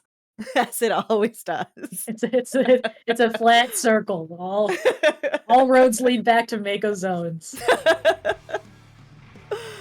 And we are heading into our final game of our first day here at the CCA Circuit Finals. We have a Clash Blaster. Whoa! Funnies, I guess. That's Dread, right? We do have the Dread. We do have one main of special power-up on Sneaky's Dread. So that is going to help possibly with some Reef Slider cheesing. Yeah, what does special power-up do for Reef again? It makes the paint explosion bigger. Yes, of course. Funny Reef Slider shenanigans. Yeah, Clash on zones is sure, it's a choice. I It have is to wonder interesting. what they're going for with this. I could see it for poking the stacks here, but you do definitely have to make sure you're working with your teammates to make sure you're attacking stacks together. Yeah, and you're definitely giving up. Okay, all right, sure. Prove us wrong. I was gonna comment on the Zuka double, and then that's just a full wipeout. So, all right, yeah. You know what, TableTerp Troupe? Show us what you got. Show us why you're picking the Clash Blaster of all things on this final game here. we do have Dreadbringer does have that re-slider at the ready, and we're just seeing they're almost playing it like a normal blaster. Yeah, there's a pick. They're doing it. Oh yeah. Yeah, if you can get enough chip damage in and then just have the Clash go in with its giant hitbox. Yeah, and I mean, not to mention the fire rate.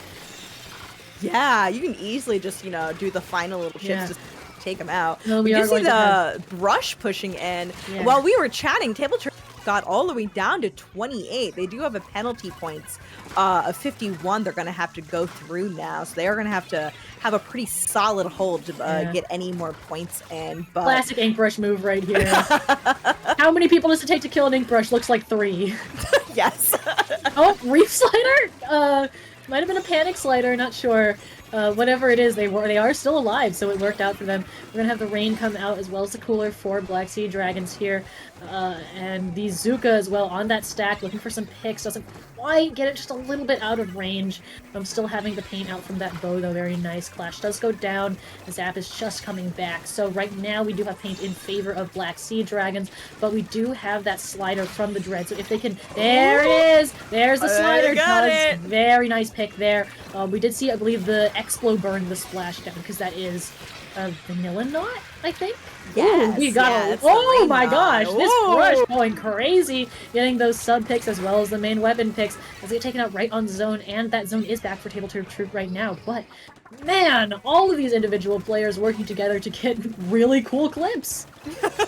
Yeah, this is definitely a fun match. I was not expecting all of these weapons to come together for our final match of the day. Absolutely was not expecting that. The Explo is really nicely set up on stack here, and you can see they.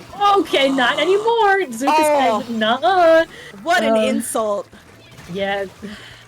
We do have 3 down on Black Seadragons right now as well. That penalty slowly ticking away. Clash Blaster is going to do the funny thing where they stand underneath the ledge and say, you will not stand on this ledge because I am here. We have the whale coming out from the ink brush. That's going to do nice things for taking control of the area around that zone. They still need to get in, get that paint down, and that penalty is almost gone for TableTerp as well. You can see the well string, taking the place of the Explo, getting nicely set up, but that Explo has the splash, and we have the rain, and that is going to be flipped back onto the zone. Not before we see a 3 down, though.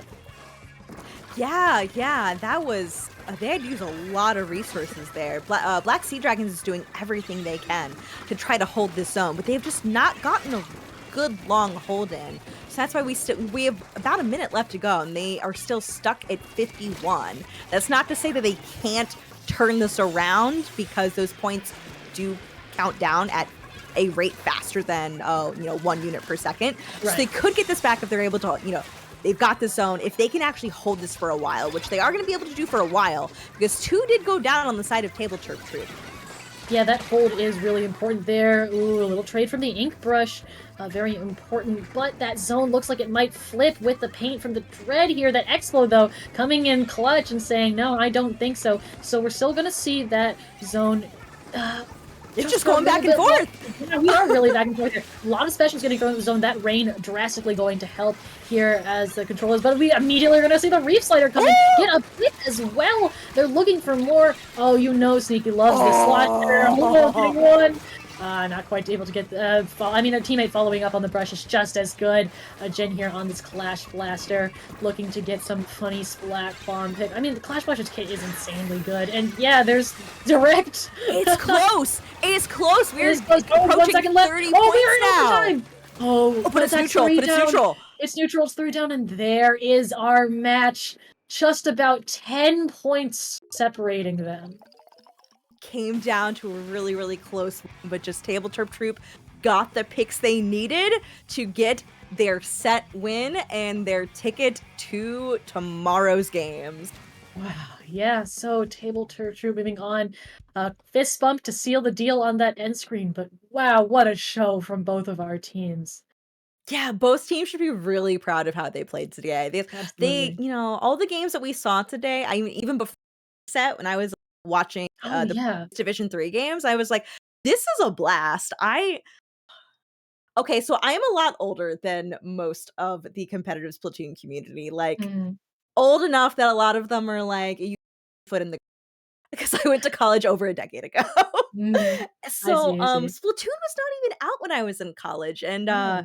esports were not really a thing at all when I was in college, like, nobody was really forming esports teams. Mhm. This was, like, a thing that we're just like, "That's video games, that's no, we don't do that. That's not a college-sponsored Yeah. activity," and it has been so exciting to see esports and the CCA grow for a bunch of people who are in college now because we get to see really awesome circuit games like this one.